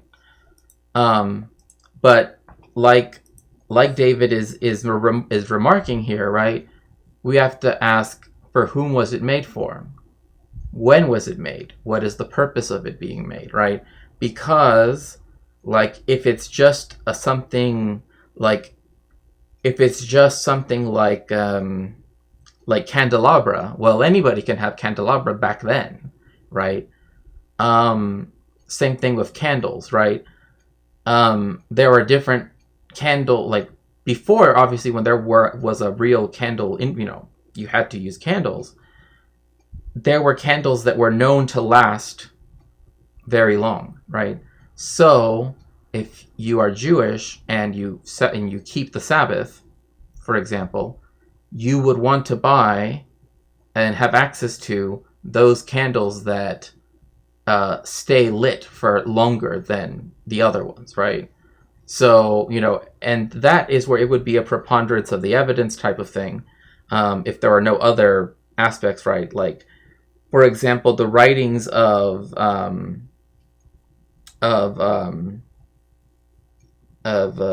the Cabral.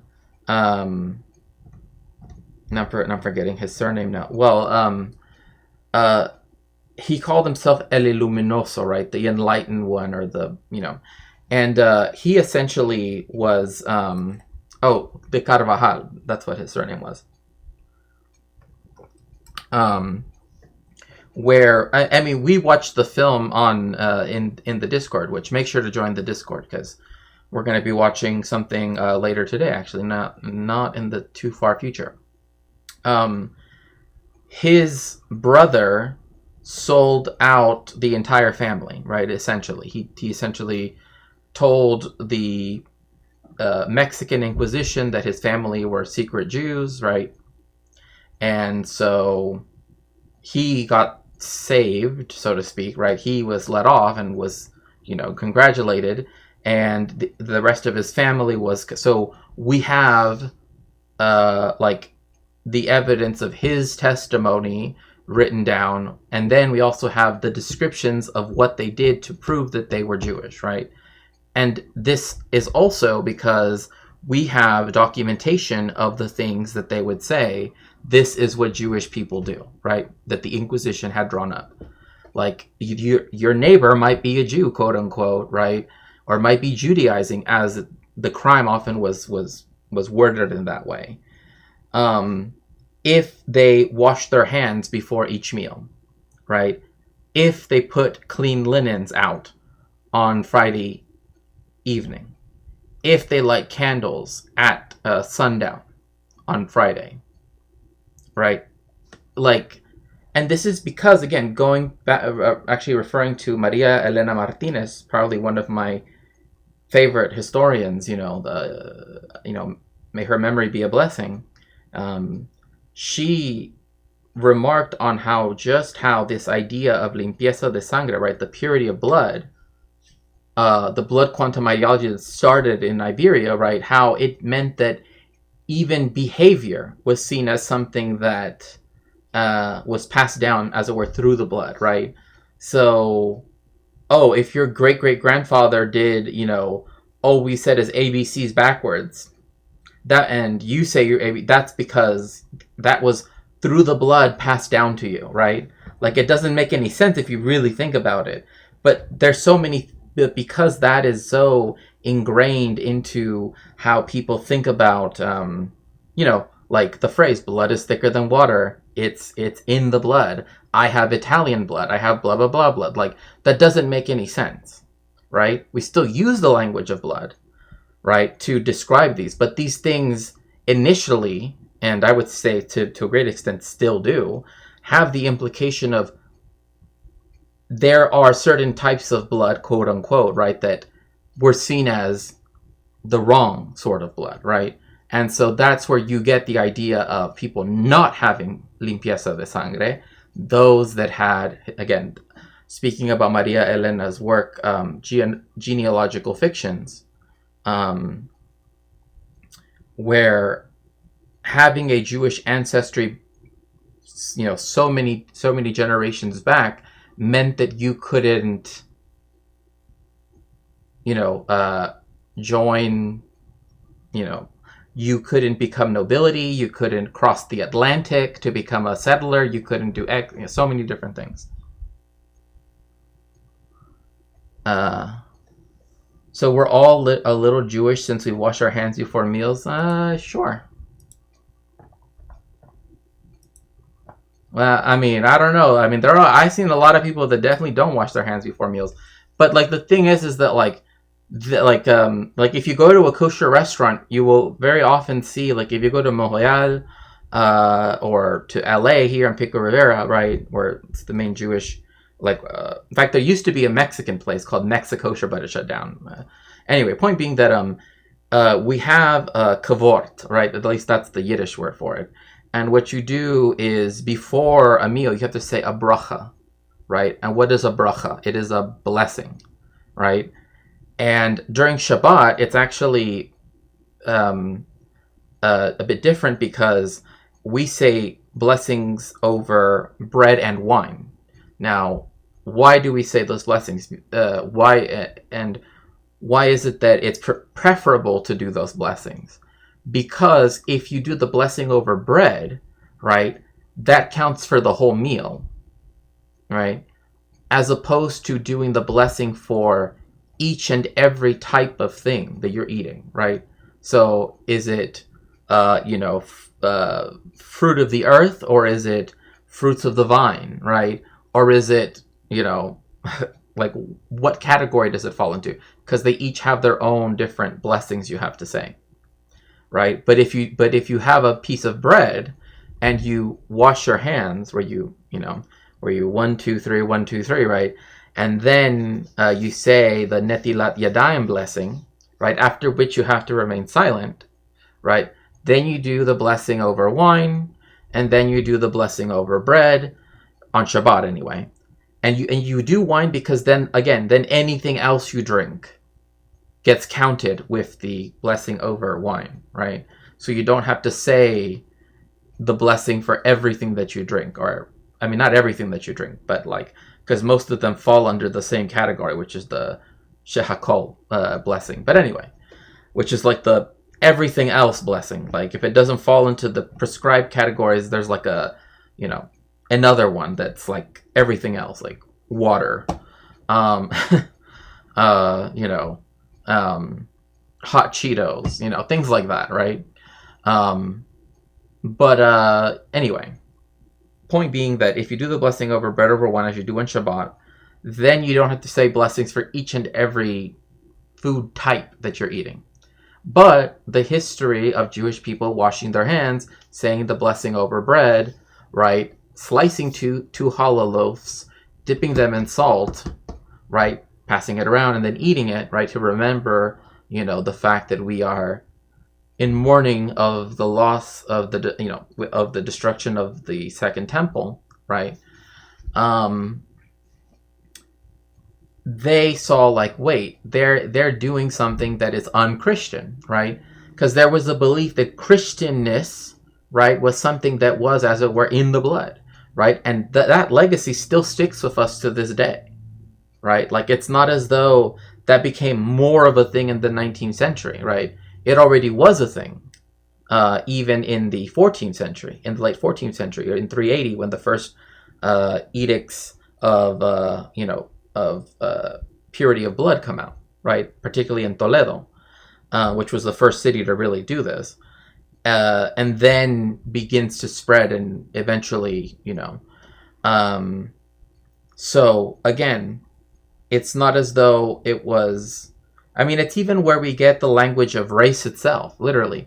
Spain, there is a book called Spanish Arcadia that goes into the fact that, I mean, also Maria Elena Martinez's book, Genealogical Fictions, goes into this as well, that the language of race, like the idea of race itself, like that word, comes from describing horses, right? Like sheep, horses, right? Because in Spanish, you would say different quote unquote races of horses, right? And where people might say breeds of dogs, they would say different. In Spanish, you would say different races of dogs, quote unquote, right? Same thing back then. They would also do that with varieties of grape, right? So it's from this agricultural language, right, that was placed on commodities, that was then placed onto human beings, right? It was superimposed onto human beings, that we began to use the language of race in the first place, in the way we use it now, right? Like, oh, this is the reason why, like, the idea of pedigree, right, still exists in, because we still have that concept vis-a-vis, particularly like with dogs, right? But sometimes people will still use it to describe people, again, but it has that storied legacy of it being literally to refer to people that had a particular blood quantum, right? My niece and nephew get frustrated sometimes because I make them wash their hands before they reach in any chip bags or anything their mom doesn't. Oh yeah, no, for sure. You have to wash your hands. You just got to. Like, I don't know anybody that would just want to. Imagine just sticking your hand into some. No. No. But I mean, also like bathing too much. They would be like, oh, why are these people bathing like all the time? I'm not even joking. Like all of these different things. Like, why is it that they do this? Why is it that they do that? And so then they begin to write down these things like Jewish, like, these people, we know that they're not Christian because Christians don't do, and then they would write down a whole list of things, right? Like, they bathe too much, they wash their hands before they eat, and that is unchristian behavior, right? That was what historically they thought, right? Again, because they didn't have germ theory and stuff like that, right? So,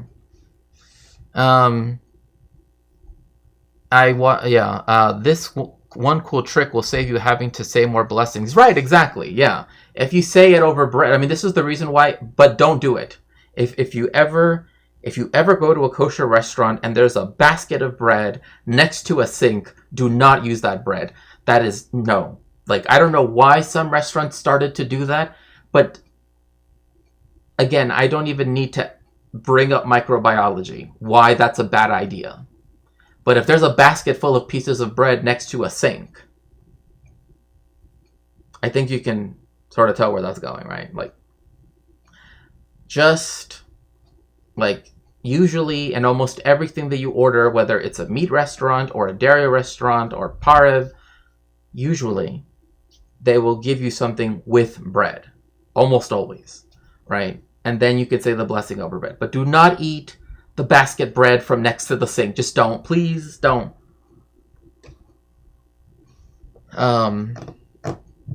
bread is porous. No, I know. I like literally. I was at this place. What's it called? Gosh, now I'm forgetting the name. Um,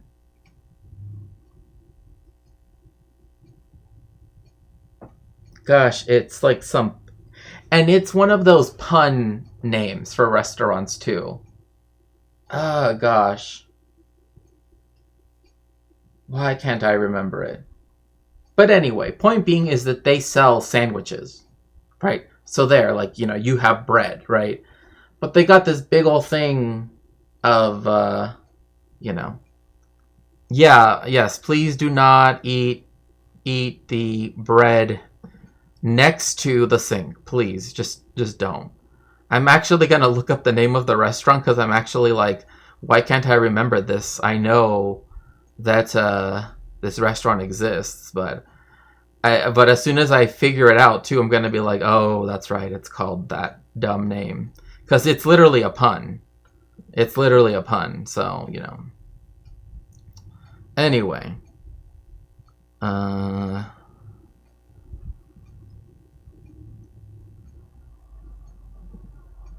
let's see here. Let's see here.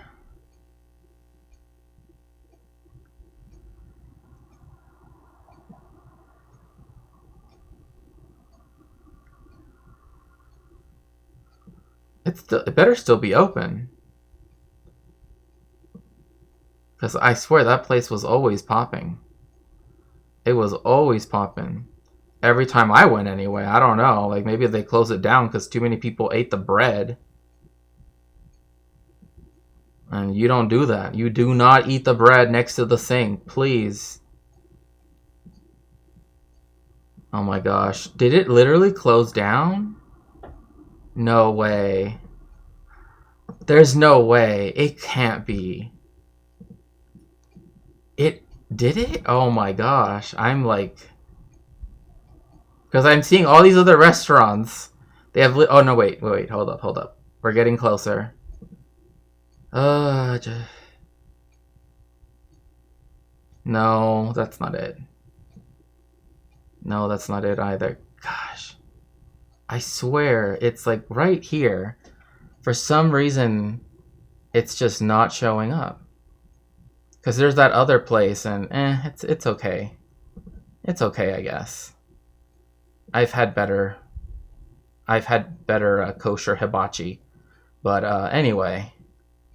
Oh, jeez, this is gonna be bothering me. It's gonna be bothering me now. Like, come on, I know that there's this restaurant and it's there, but now this is just doing it to be mean to me now. Did it really go out of business? No way. It was always popping. It was always popping when I was there. And there's like a lot of Mexican food too. Like there's like La Palma, Pollo Campero, La Perla. Like they got a lot of stuff. And it's all kosher.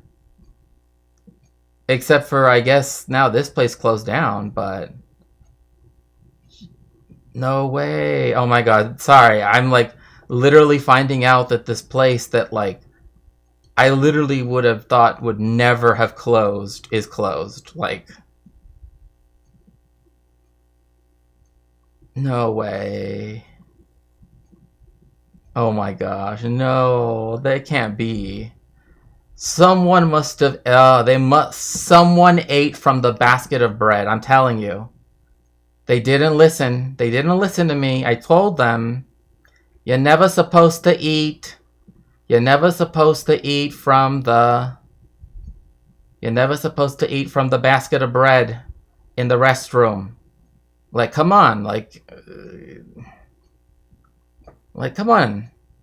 Come on, people. I'm just... Anyway, I think I'm just, oh my gosh, this can't be. I'm actually like, wow, that's something. Because the pizza place next to it, it's still there. All because they had to keep the nasty bread next to the sink. Too many people ate the bread. Yeah, yeah, yeah. I'm eating the sink next to the bread. Yeah, yeah, for sure. Yeah, sink bread. Yeah,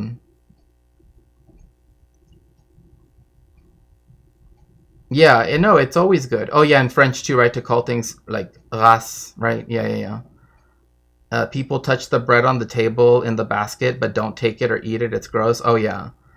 Maybe the rent got too high. No, no, no, no, no. This place was always full. Always full. Like I am literally like either they moved to like a bigger area, but I like anyway. It doesn't really matter. It doesn't really matter. I had a hairstylist I loved, and I couldn't find her when the lockdowns ended. Well, oh yeah, I haven't been there since before COVID, so I actually don't know. Yeah, so yeah, that could be too. Yeah, they probably never recovered. Kosher hibachi. It's not Benihana's, but you know, most of our authentic restaurants closed after lockdowns too. Yeah, yeah, yeah.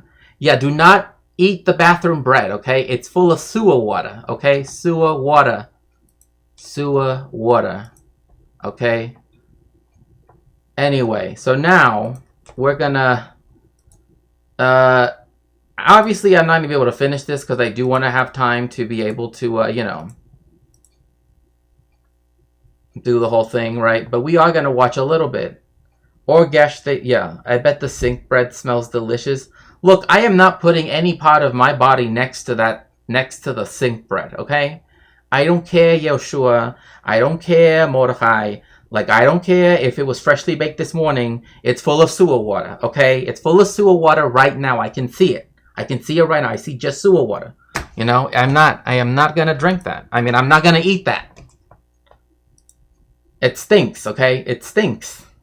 For centuries boggled at Russia. They sit in an uncanny valley. So, uncanny valley.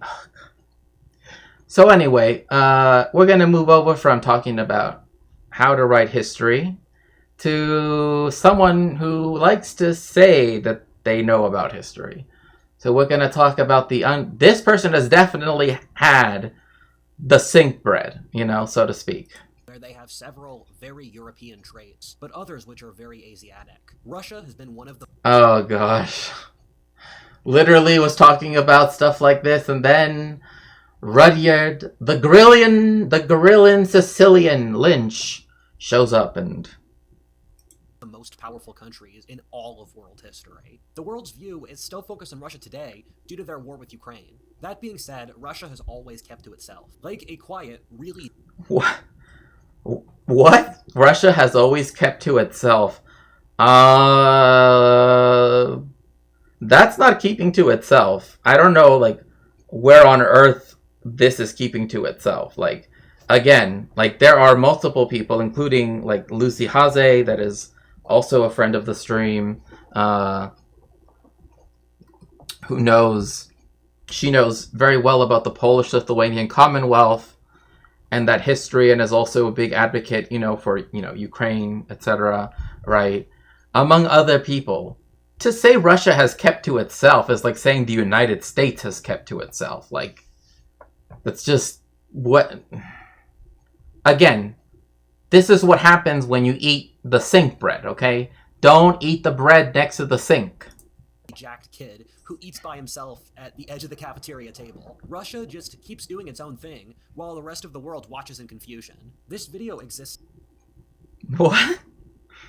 The rest of the world just watches in confusion. I mean, yes, the Soviet Union defeating 200 divisions of the Nazi German army, armed forces, whereas the British and the Americans and the Free French had to only go against 10. Yeah, they were literally just watching, I guess, if you want to speak about it like that. But that doesn't make any sense. I bet it causes, I don't know, like, I mean, he sees the word empire. I know, he made that map himself. Bruh, you're the one that literally made a map that says empire. And that covers, like, you know, like 1/8 of the world's surface. Like, come on. To explain the Russian mind and Russian civilization.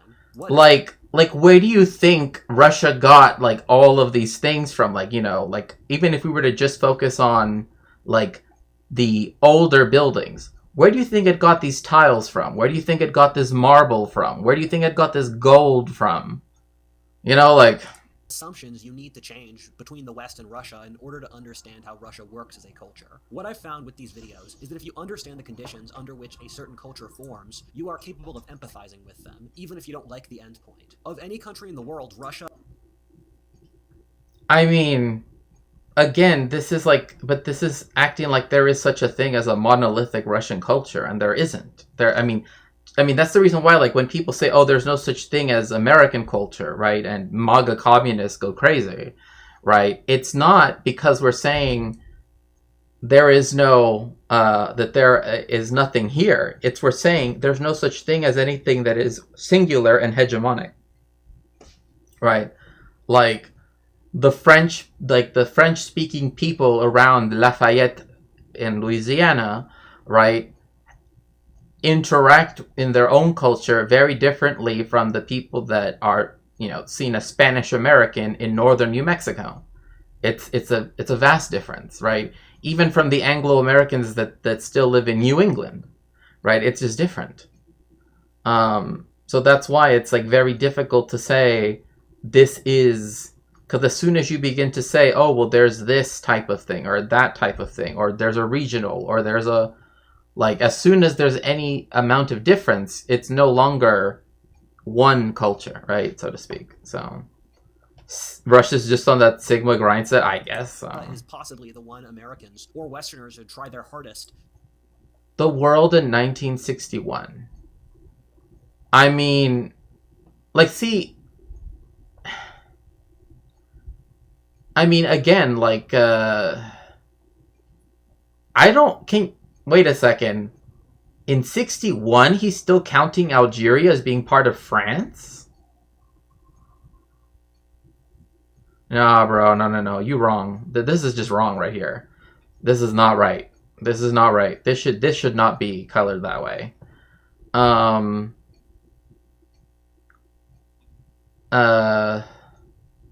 Yeah, I don't even know why this is this way. And then the Soviet Union did have, another thing is they're not even including Albania, when Albania sided with the Chinese in the Sino-Soviet split. So, I mean, anyway, it doesn't matter. To understand, I guess. It's been our rival for centuries. In this video, we... No, it hasn't. What are you talking about? How has it been America's rival for centuries? America hasn't existed for centuries. Like, literally, like, the only reason why America has even had a bicentennial is just because of the fact that it claims that its independence starts when it decided to declare independence, not when it actually was recognized as independent, which it holds every other country to that standard instead. Because if by that metric, then Haiti would be recognized as from 1804 and Mexico from 1810, right? Not 1821. But, We'll tackle one of the greatest and most impressive countries in history.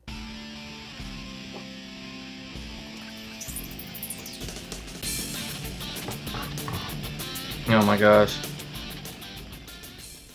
While reading up on Russia, I found it would have been really useful to actually know Russian. Even when you have English translations for books, things get lost. Oh, this is an ad. Whether you're offering very clearly part of Orthodox civilization, and I've all... Orthodox civilization? Oh gosh. I feel like Rudyard is very quickly going to, like, I mean, like, just with this alone, right? I mean, one, this is like Huntington's whole hypothesis, right? That there are different civilizational spaces which have one, like, country that represents, that's kind of like the central nucleus of that, civilization. Which, again, I think that is what Rudyard is operating on. And one of those is, quote-unquote, Orthodox civilization. But it's weird as well because it's acting like everything depicted in red, right, is like majority Eastern Orthodox. And yet it completely just doesn't include, right, like places that are, whatever. But it's just the clash of civilizations hypothesis that Huntington, he wrote a whole book about that's, doesn't make any sense because, like, Western civilization is headed by the United States. I mean, sure, in the sense that the United States is the capitalist hegemon of the world, right? But to say that, like, Russia is in charge of Orthodox civilization. Oh, goodness gracious. Thank you so very much, Omega Star, for the tier 1 sub to FLFNF. Thank you for the... And yes, if you'd like to support me in some way, like Omega Star has, you can always do so by going to the pinned comments. And, there are multiple ways to do that. So anyway. Already made a video on Orthodox civilization. That being said, in the same... Also, another thing is, like, in most places, right, like, people are, like, nominally Christian. In the same way most people are nominally Muslim, right? Like, as Narcolepsy can tell you, or Narco, or, Ali in the Discord, which make sure to join the Discord, because in about 40 minutes, we're going to be watching something, we're going to be watching something there, and also discussing, because it's a bit more conversational, because it's technically a podcast episode, but like it's still worth watching because they do show like video clips and such, but I still think it's interesting. But anyway, as I said before, even in the Middle East, like, people like to think that somehow Islam is this hegemonic religion that everybody there must believe, and it's like, no, like, in fact, like, Iran is a very secular country. You might have the Ayatollah in charge, right? It might be called the Islamic Republic, but most people aren't religious. Same thing in Misr, in Egypt, right, where you have again, people might identify with Islam, but most people aren't, so to speak, religious, right? Overtly religious. And another thing too is same thing with Jewish people. There are a lot of Jewish people for whom they don't go to shul every single twice during the week and then on Shabbat. Like, that's just not, or keep Shabbat, etc., etc. So yeah, the intro. I know the intro. America is very much part of Western civilization, and I made a video on American civilization. I'm going to give Russia the same treatment. I think Russia deserves analysis as its own society in this format. Furthermore, a majority of my video on Orthodox civilization was on the Byzantine Empire, where that I mean, yeah, I guess it's Orthodox in the sense that, yes, the church that was founded here, by the Emperor Constantine, when this was still the Roman Empire, was the hegemonic church, but it gave it was a primus, there was the idea of primus inter pares, right? First among equals, with that respect being given to Rome, the imperial capital, right? At the time, right? And it's essentially the co-capital, because Byzantium was also the capital, or Constantinople, as it's also called. As it also was called. But again, like, it's not as though whatever the religion existed as during the Roman period and during the the Byzantine period, it can be said to be exactly like what exists now.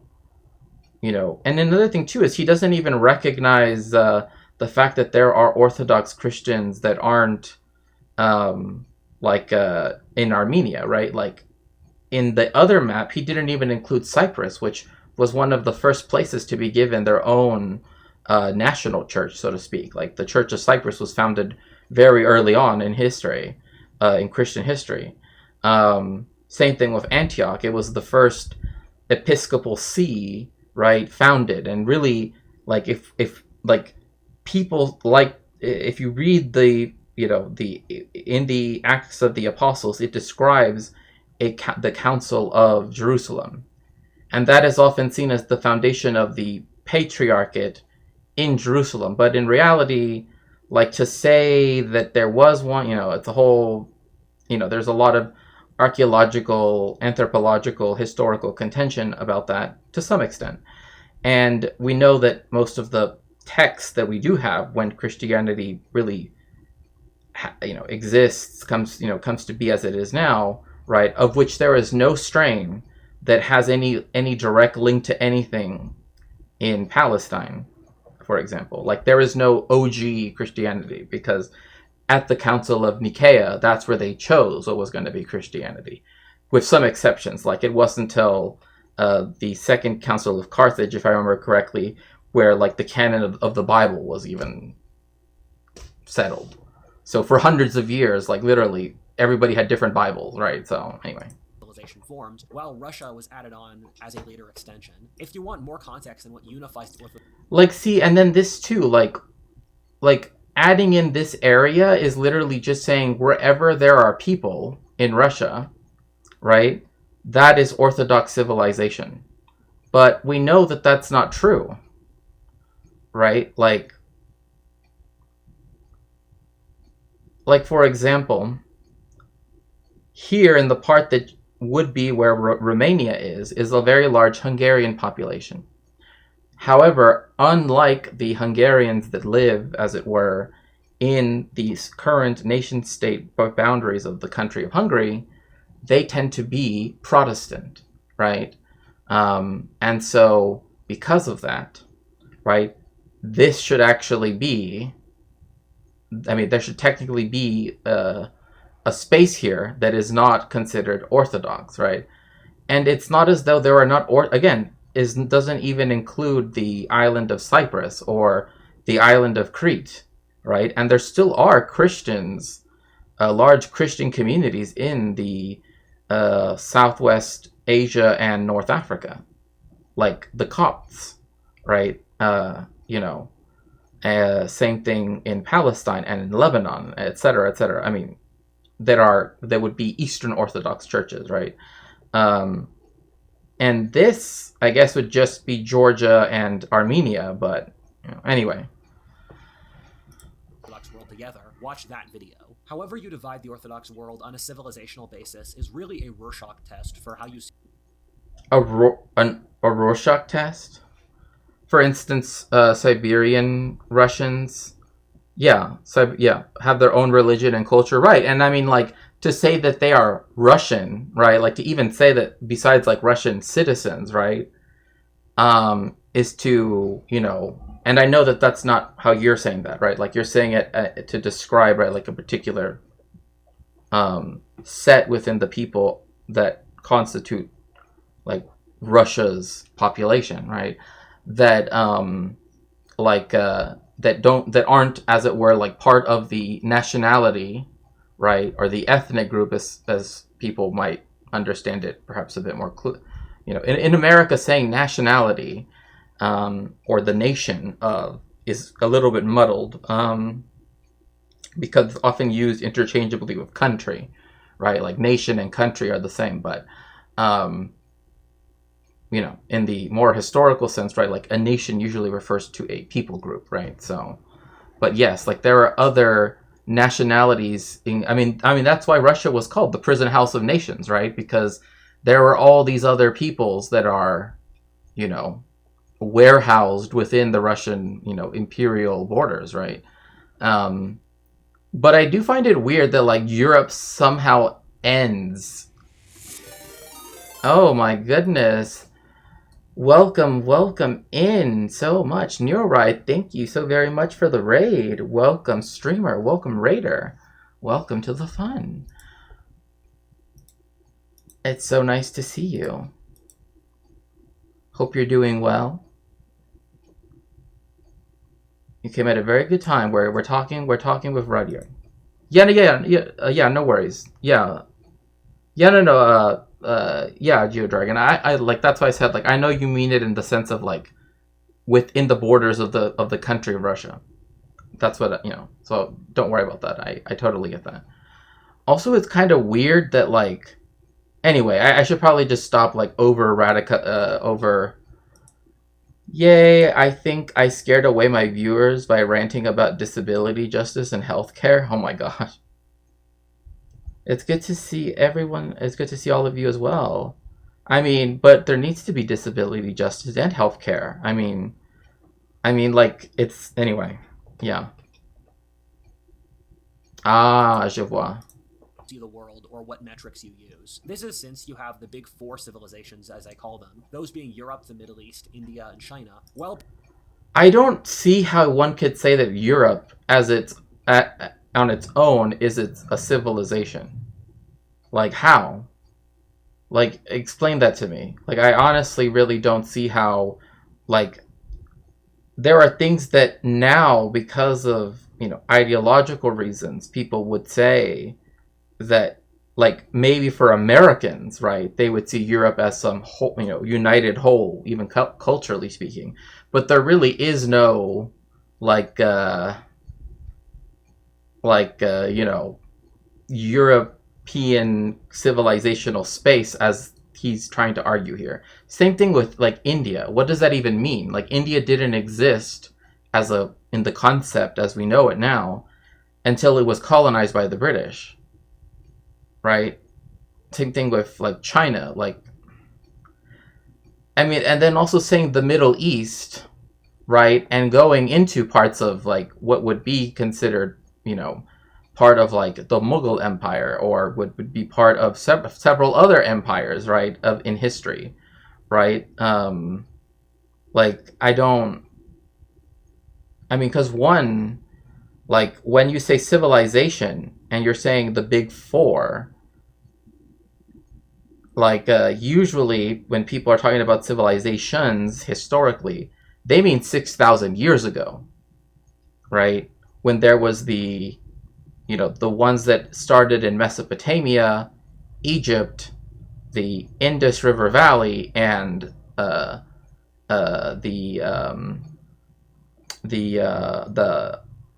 Yangtze River Valley, right?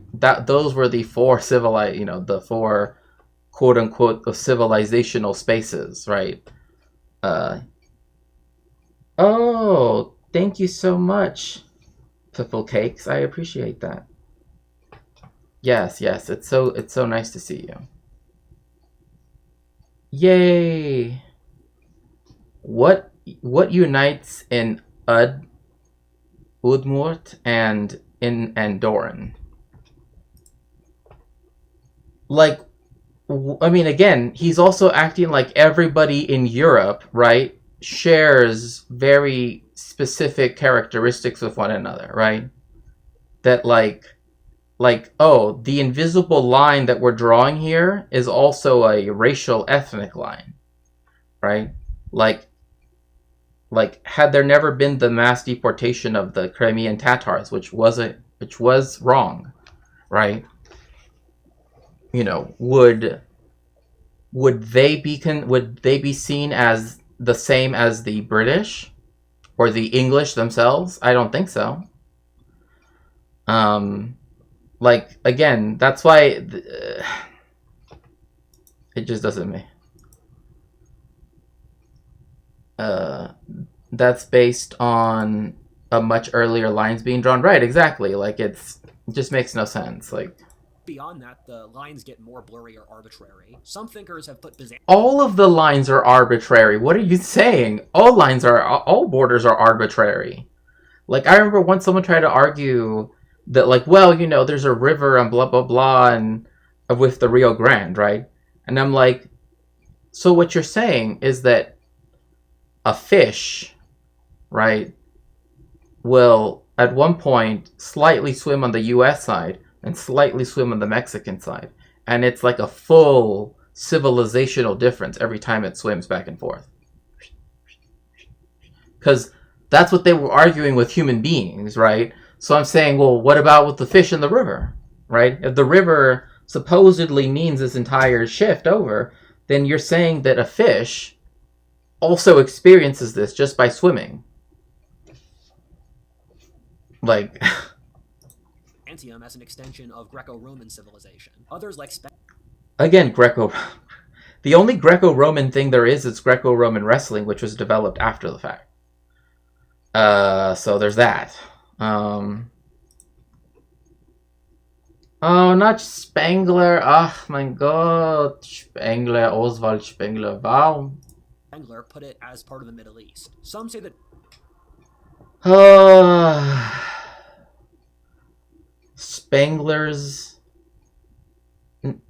Spengler. The apostrophe should be between the R and the S, because, anyway. Magian civilization. I personally struggle with putting Byzantium in the group as Islam and the downplaying of the rise of Islam. What? In the group as Islam? I mean, it's looking at them. So he really does see, like, Islam being a, like, immutable, right? An inherent difference, right? Like, being Muslim is something that, oh, the Greek-speaking peoples of Anatolia and Cappadocia, etc., and Albania and Iberia, that is to say the Albania and Iberia that are in the Caucasus, right? That they didn't become Muslim because there was some essential difference from being what they were before. Because that's kind of what this sounds like. Like, you can't put Byzantium with Islam because then Islam and Byzantium, which was Christian, right, would act as though they were somehow the same. But the same people that lived under the Byzantine Empire lived under the, you know, the various caliphates. I mean, I don't know what, like, especially like the Ottoman one, for example, and many others beforehand, right? So it doesn't follow then that you can't put them in the same category or put them in the same civilization. Again, this is the problem with trying to draw random lines and saying this is a civilization. Like, what does this even mean? Right? Magian civilization includes Islam. Again, like Byzantium, Persia, and Judaism, right? So again, like it's interesting that it says this because it's saying that like there is no political polity, right, as such, right, that exists vis-a-vis Judaism, right? But then there is, oh my goodness gracious. Oh, thank you so very much, Boy Meets Minnie. Thank you so very much for the raid. I appreciate it. Welcome in, raiders. Welcome in, streamer. I hope you're doing well. Currently, we're going over some very bad history. But I hope everyone is doing very well. Ah, yay. Well, thank you so much for the raid, Boy Meets Minnie. I always appreciate it. Yeah, they're like, it's just making up categories now, yeah. The central idea is submission to God. Like, again, drawing a line and say, in this space, people submit to God is like, okay. Byzantium is its own independent civilization while Russia is something new. Some people don't find these distinctions useful since all European society... Because they're not useful. Literally, there's... Byzantium, like I remember, like, there actually was a historian of Byzantine history that, like told me, like, if you were to look, like, if you were to, like, 21st century people that fetishize and reify specific aspects of Roman culture, right, and don't really know the history, or Byzantine culture, etc., whatever, blah, blah, blah, like, they act as though Romans didn't join in or didn't, you know, like, see what happened with Islam as, like, I didn't recognize it, right? Like, as if it was something like, oh, they didn't understand it, it was incomprehensible, so they just picked up and left. Like, no, that's not what happened, right? Like, and so one of his things was, I remember, because he was delivering a paper on this, was that, like, the Romans would and did identify more with when you had Islam in in areas that were still as it were like the borderlands of the Roman Empire or the Byzantine Empire, right? That actually saw Islam as more recognizable to themselves than the Christianity that was, formulated in Constantinople, right? And again, it's because it's not like Europeans somehow cannot compute, and yes, do make sure to join the Discord. Okay, what's worse, trying to survive hardcore Fallout or reacting to WhatIfAltHist? I'm doing a pipe guns only run, made it to level 23 today. Well, knowing that I am very bad at video games, probably the Fallout stuff, but that's just me, right?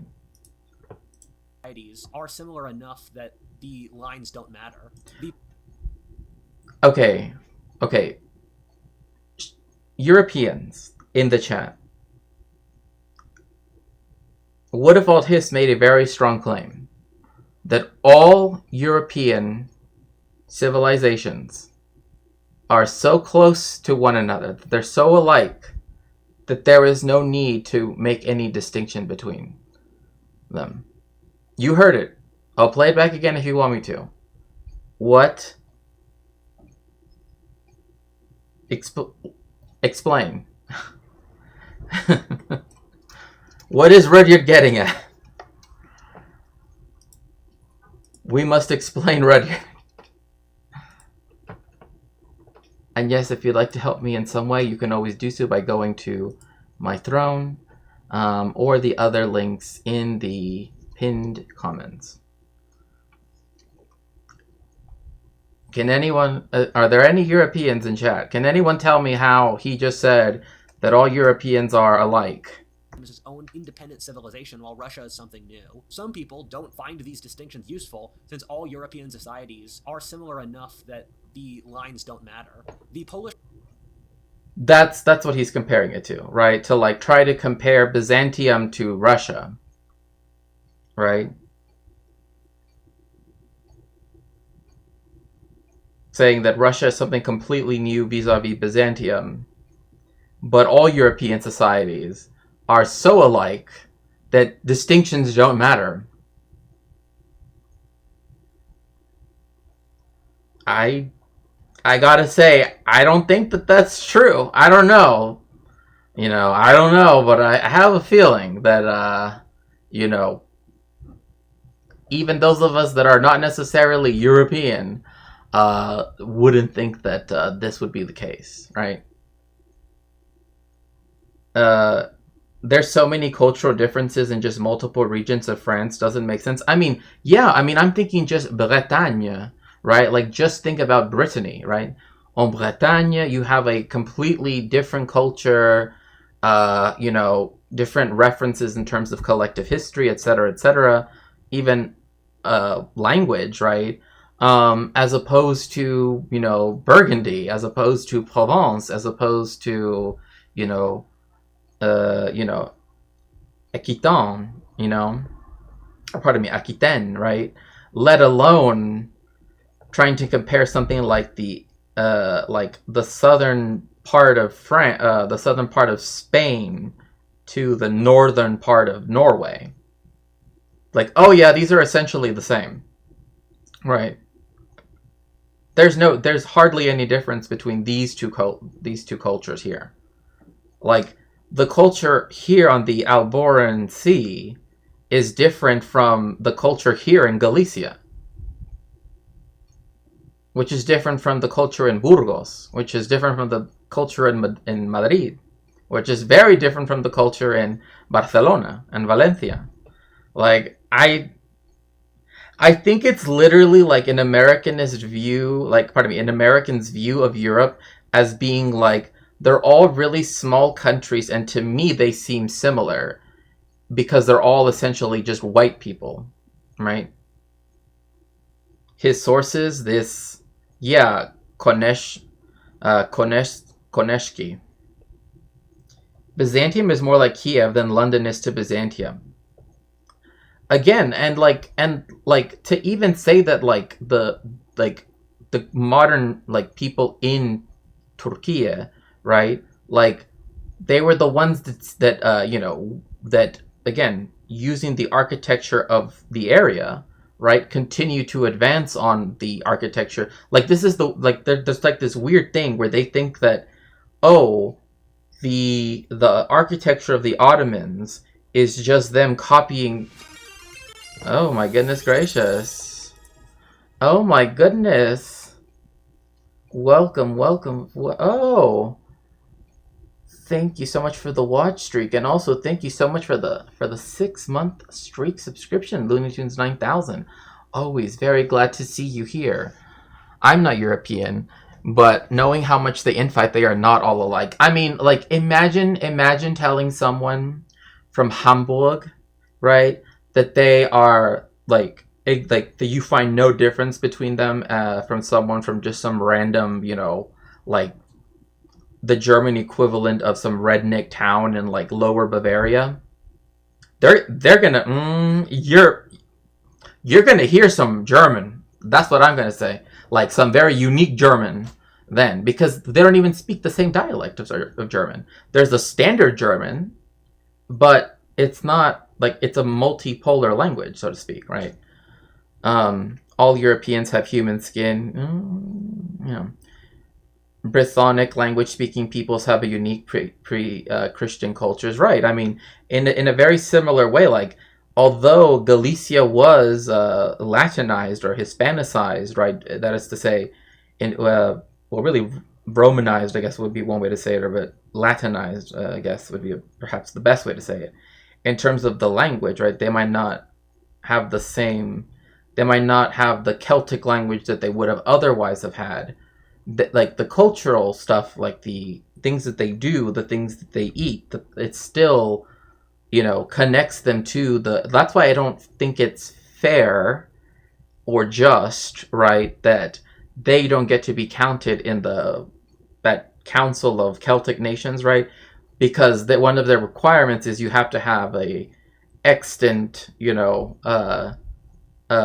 Celtic language, right? But obviously, it's not as though it was, Galicia's fault, right? That they weren't. I mean, especially when they had Franco, who was like anti anything to do with any other, of the other languages of Spain, of the different regions and different nationalities of Spain, right?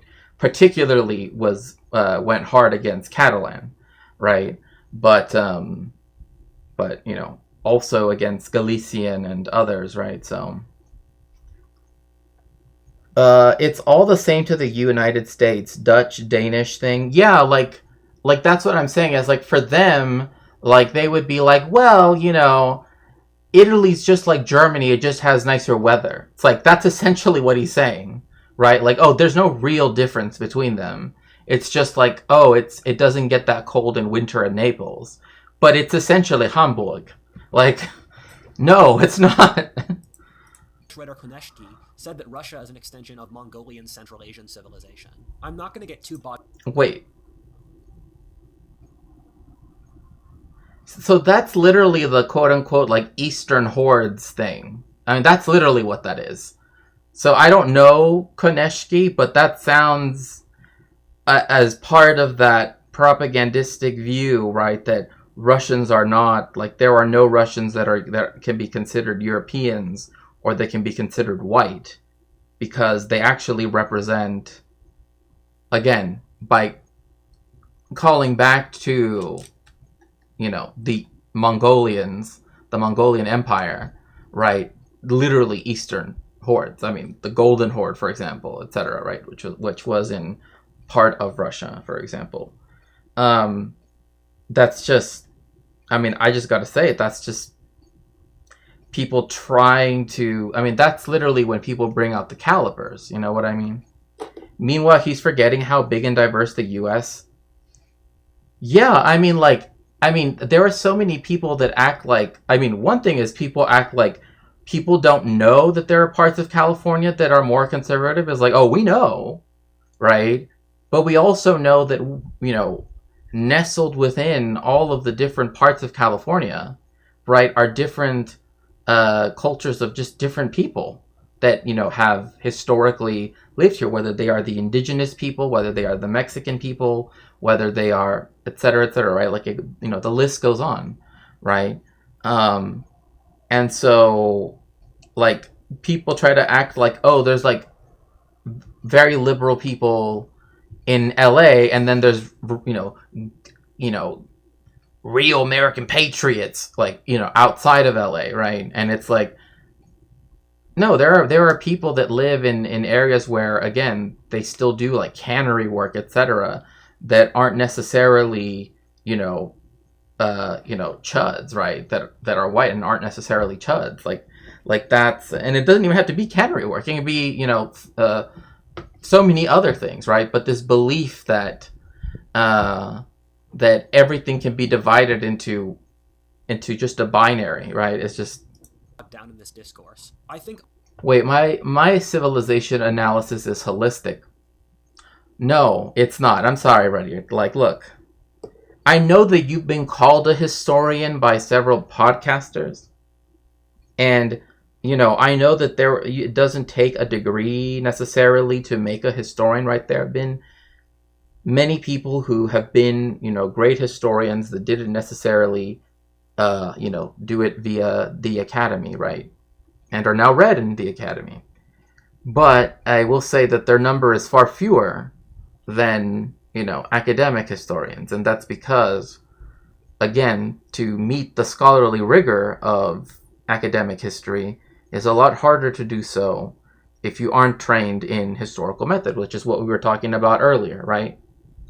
And that's why I kind of wanted to couch that in this, right? Like, oh, let's talk about how to look at researching history, right? Just very briefly, right? Kind of introduce you into some of that, right? And that's why I brought up that article, right? That's why I showed you, like, oh, I'm interested in this. And you can read the abstract and sort of see what the thesis is going to be.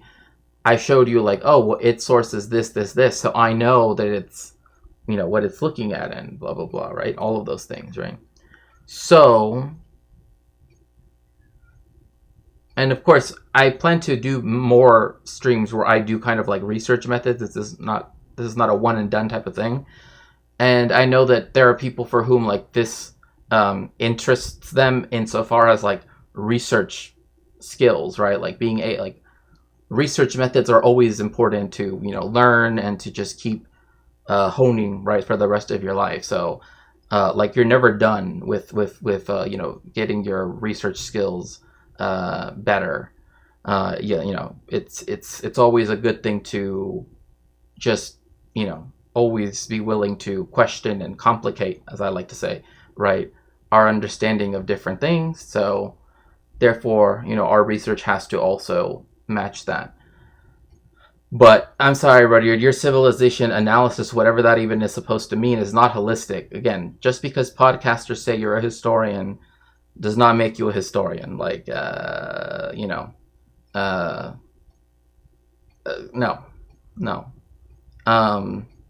Like, explaining Russian civilization, no. That doesn't make you a historian. Sorry. To figure out what societies are part of what civilizations. What? What is it? To figure out what societies are part of what civilizations. I compile their religion, art, family structure, language of... Gosh, these things here. Shared history. And more. Okay. This is... It's impossible to do this perfectly, so the lines are somewhat arguable. I mean, okay. In most cases, I do self-identification, since it's the simplest and most accurate to how the world works. I doubt he would say that. That's very interesting. This might be the one quote from WhatIfAltHist that I'm going to be like, imagine if people actually applied this when it came to trans people. Because it's almost like I'm pretty sure he wouldn't say that this is the case when it comes to trans people. Yeah, you're never done learning and evolving. I myself, again, still have so many books to read, so many people to learn from, and it makes me so happy knowing that my journey is still ongoing. So, like, self-identification is the simplest and most accurate to have a, like, if people would just be okay with this and stop trying to make it into this political, I don't even know. Yes. Russia has fought wars to protect Orthodox Greece. Orthodox Greece didn't exist, like, for a long time. I don't know what do you mean by Orthodox Greece? Like, I mean, there are parts of Greece that are not even majority Orthodox. I mean, Elboia is majority Roman Catholic. And there are even parts that have Greek Muslims, for example, that are, Greek ethnically, quote unquote, but are Muslims, right? Et cetera, et cetera. Let alone, like, what does that mean? I mean, if you're talking about, like, the wars fought against the Russo-Turkish wars, I should say, and the Athens Plan, I think is what it was called, by Catherine the Great. I mean, that's very late in Russian history. I mean, it's, speaking time-wise, right? Like, that's after 1700, right? That's well after, like, most of the history of that area has happened, right? Oh, thank you so much, Omega Star. Oh, hello, Galactic News Network. Welcome in. It's so nice to see you. Welcome in. Arguing that these divisions can devolve into intellectual masturbation pretty quickly. I'd like to talk about Russia as it exists as a society, not how it fits into these theories. That being said, I think all of these theories have it. But you put it in a map. Like, that's the problem. You made a map with Russia being a thing, like. And also, if you're saying you're analyzing something, that means you are, as it were, theorizing about it. So, anyway, whatever. At least some element of validity to them, in that Russia, literally being in the center of the map, has taken elements from many different societies, so much so that it's formed its own organic mixture, which has elements from many into a new whole. When you look at a nation... That is literally, okay, one, organic mixture. That is every human society, or any human anything, has always been that way. Like, there has never been any place that just, they did this one thing and they never adopted anything from anything else. They, like, the history of the human species is one of intermarriage and intercourse, right? And intercourse, of course, meaning discussions, right? But, intercourse in multiple definitions as well. And so, again, this idea that, like, there is no, like, that Russia is, like, uniquely that way, makes it act like France is, like, uniquely, like, not influenced by anything around it. Yeah, intellectual masturbation, right, exactly. Like, Rudyard, I think you might want to start no. And beyond all the waves of history and culture sits the geography. No matter the society, it must... No, don't do geographic determinism. Please don't do I swear. That Gun, Germs, and Steel, that stupid book. Same thing with Why Nations Failed. Those two books, no. They will never be on my syllabus. No, they're bad. Literally, I will repeat it just because it bears repeating. Saying that the reason why one Nogales, the one on the American side, is rich, but the one on the Mexican side is poor, is because America got colonized by the British and Mexico got colonized by the Spanish, doesn't make sense. That's just literally just think about that for like 10 seconds. What that would even mean. Especially considering the fact that Nogales was never colonized by the British. It wasn't founded by some Englishman. In fact, it was actually founded by someone who was Jewish. So again, the only thing that divided Nogales into two was the Americans saying that this invisible line is real, right? And building the fence, right, in 1995. But there's no reason to think, like just the first, literally the first chapter of the book is literally that, like, well, in Mexico they had a system that was extractive, and in America they had, free human farmers that could blah blah blah. No. Yeah, I will not take any of that leyenda negra. Yes, exactly. Yes, you get it. You get it. Yeah. I hate it's literally rehashing the Black Legend. It's so infuriating as a person that, again, talks about things like the Spanish Inquisition, that talks about, again, that has, because I do focus on that intersection of Latin American and Jewish history, I know, like, all of these tropes, and they're literally just rehashing them, but literally saying the reason why Latin America is poor is because it was colonized by the Spanish, not the British. Like, if that's your thesis, go home. Like, literally, just go home. I don't even want to have to deal with that. Because that's just like, no. No. You can't sit with us. You can't sit with us. It's just... Anyway. Okie dokie. Let's see.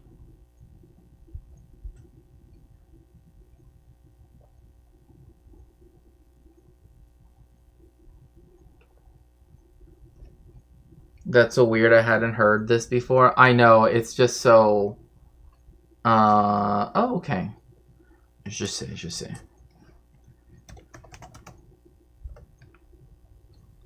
Let's see where...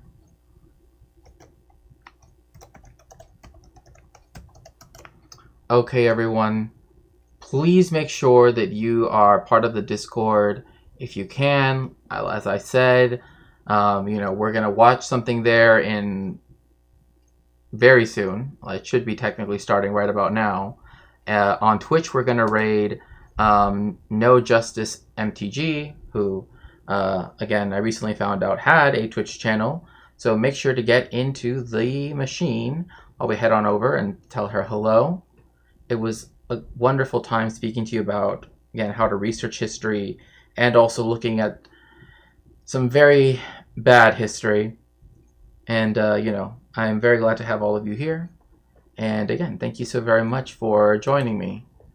I will see you all later. As for... Oh, thank you so very much. Oh, thank you so much. I really appreciate that. But yeah, if there is anybody that is streaming that you guys know of, that like if GNN is streaming, you can all head there if he's streaming.